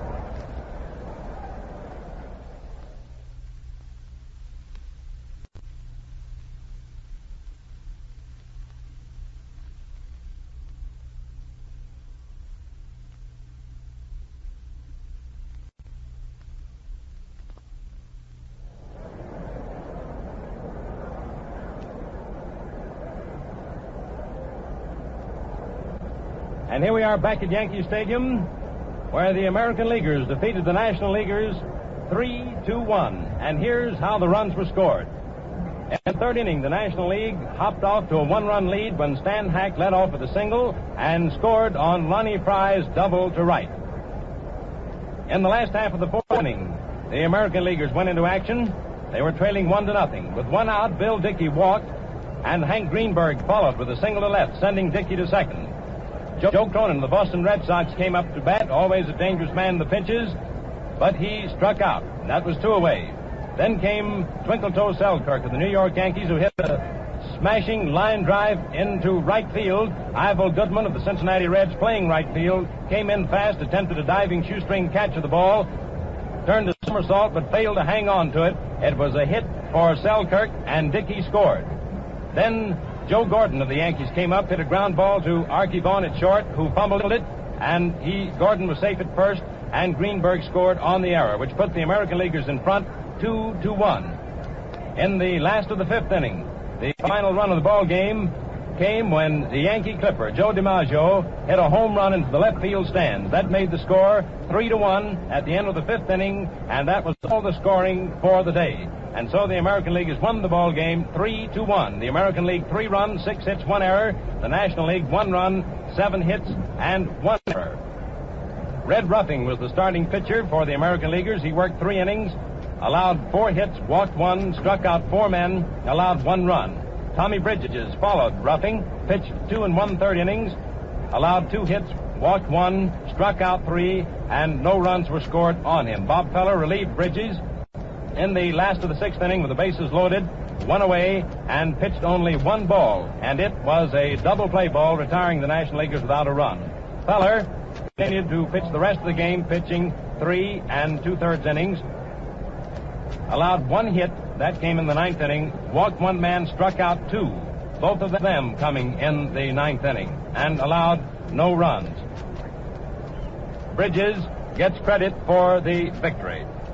For the National Leaguers, Paul Derringer of the Cincinnati Reds was the starting pitcher, worked 3 innings, allowed 2 hits, walked none, struck out 1, allowed no runs. 1933, 4-2. They won the second game in 1934, played at New York at Polo Grounds 9-7, first game being played at Chicago. And the third game, played at Cleveland, was won by the American League 4-1. The fourth game, played at Boston.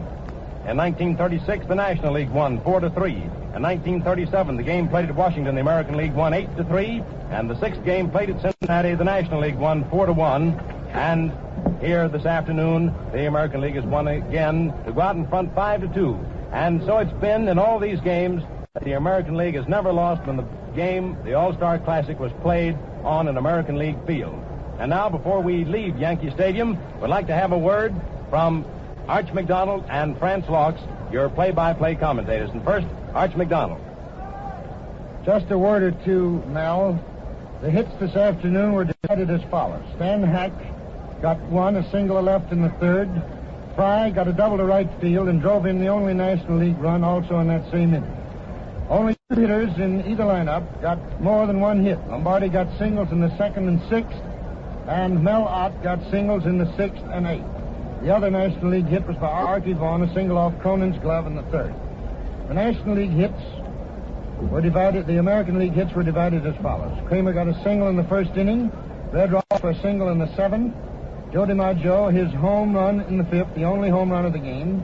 Hank Greenberg got a single in the 4th inning. Joe Cronin got a single in the 2nd inning, and the other American League hit was George Selkirk's in the fourth inning, single to right field. Runs driven in by Selkirk, DiMaggio for the American League, and 5 for the National League. And so the American Leaguers win it 3-1 to go out in front 5-2 on the current series. More than 62,000 people are filing out of the Yankee Stadium now. There'll be another year until the All-Star game, which will be played in 1940 in Sportsman's Park in St. Louis, Missouri. It's been a pleasure to work this ball game this afternoon. It's been a real great ball game between two great teams. And speaking of St. Louis, I want Franz Locks of KMOX in St. Louis to come on and give us some of his impressions of this 7th All-Star game. France? Well, Arch, personally, I think it's one of the greatest games that we've had since they started the All-Star exhibitions back in 1933. I've had the pleasure of seeing all of the All-Star games with the exception of the one in 33, and I think that this game is one of the standouts. There was 2 or 3 things that came up there that were really thrilling. Naturally, a packed house always makes a game thrilling, and there in the 6th inning, when the National Leaguers had the bases loaded, and young Bobby Feller came in, with only 1 man down, and pitched 1 ball, which was a hard-hit ball, but nevertheless it resulted in a double play and pulled the American Leaguers out of plenty of trouble. Incidentally, that play also gave Tommy Bridges credit for winning the ball game, because he was the man that was in there at the time and had to be relieved by Feller. He hadn't allowed a hit up until that inning. 2 hits and an error by Cronin put him in a jam with the bases loaded, but Feller took care of the situation very nicely. The other outstanding play, in my estimation, was in the 8th inning when Medwick sent that line drive headed for right field, and Flash Gordon came up with one of the prettiest catches that you can see anywhere. It's those kind that you hear about but seldom see. All in all, it was a great ball game, and I think that everyone that witnessed this game this afternoon is satisfied. And I join with Arch in only hoping that you fans out on the air enjoy the game half as much as Arch and I did in describing it for you. Okay, Mel Allen. Thank you very much, Franz Locks, and to you, too, Arch McDonald. It was a pleasure working with you. Now the fans are filing out of the Yankee Stadium. It's all over insofar as the All-Star Game is concerned until 1940, and we hope we'll be back with you then. This is Mel Allen saying so long from Yankee Stadium in behalf of Arch McDonald and Franz Locks. We return you now to our New York studios.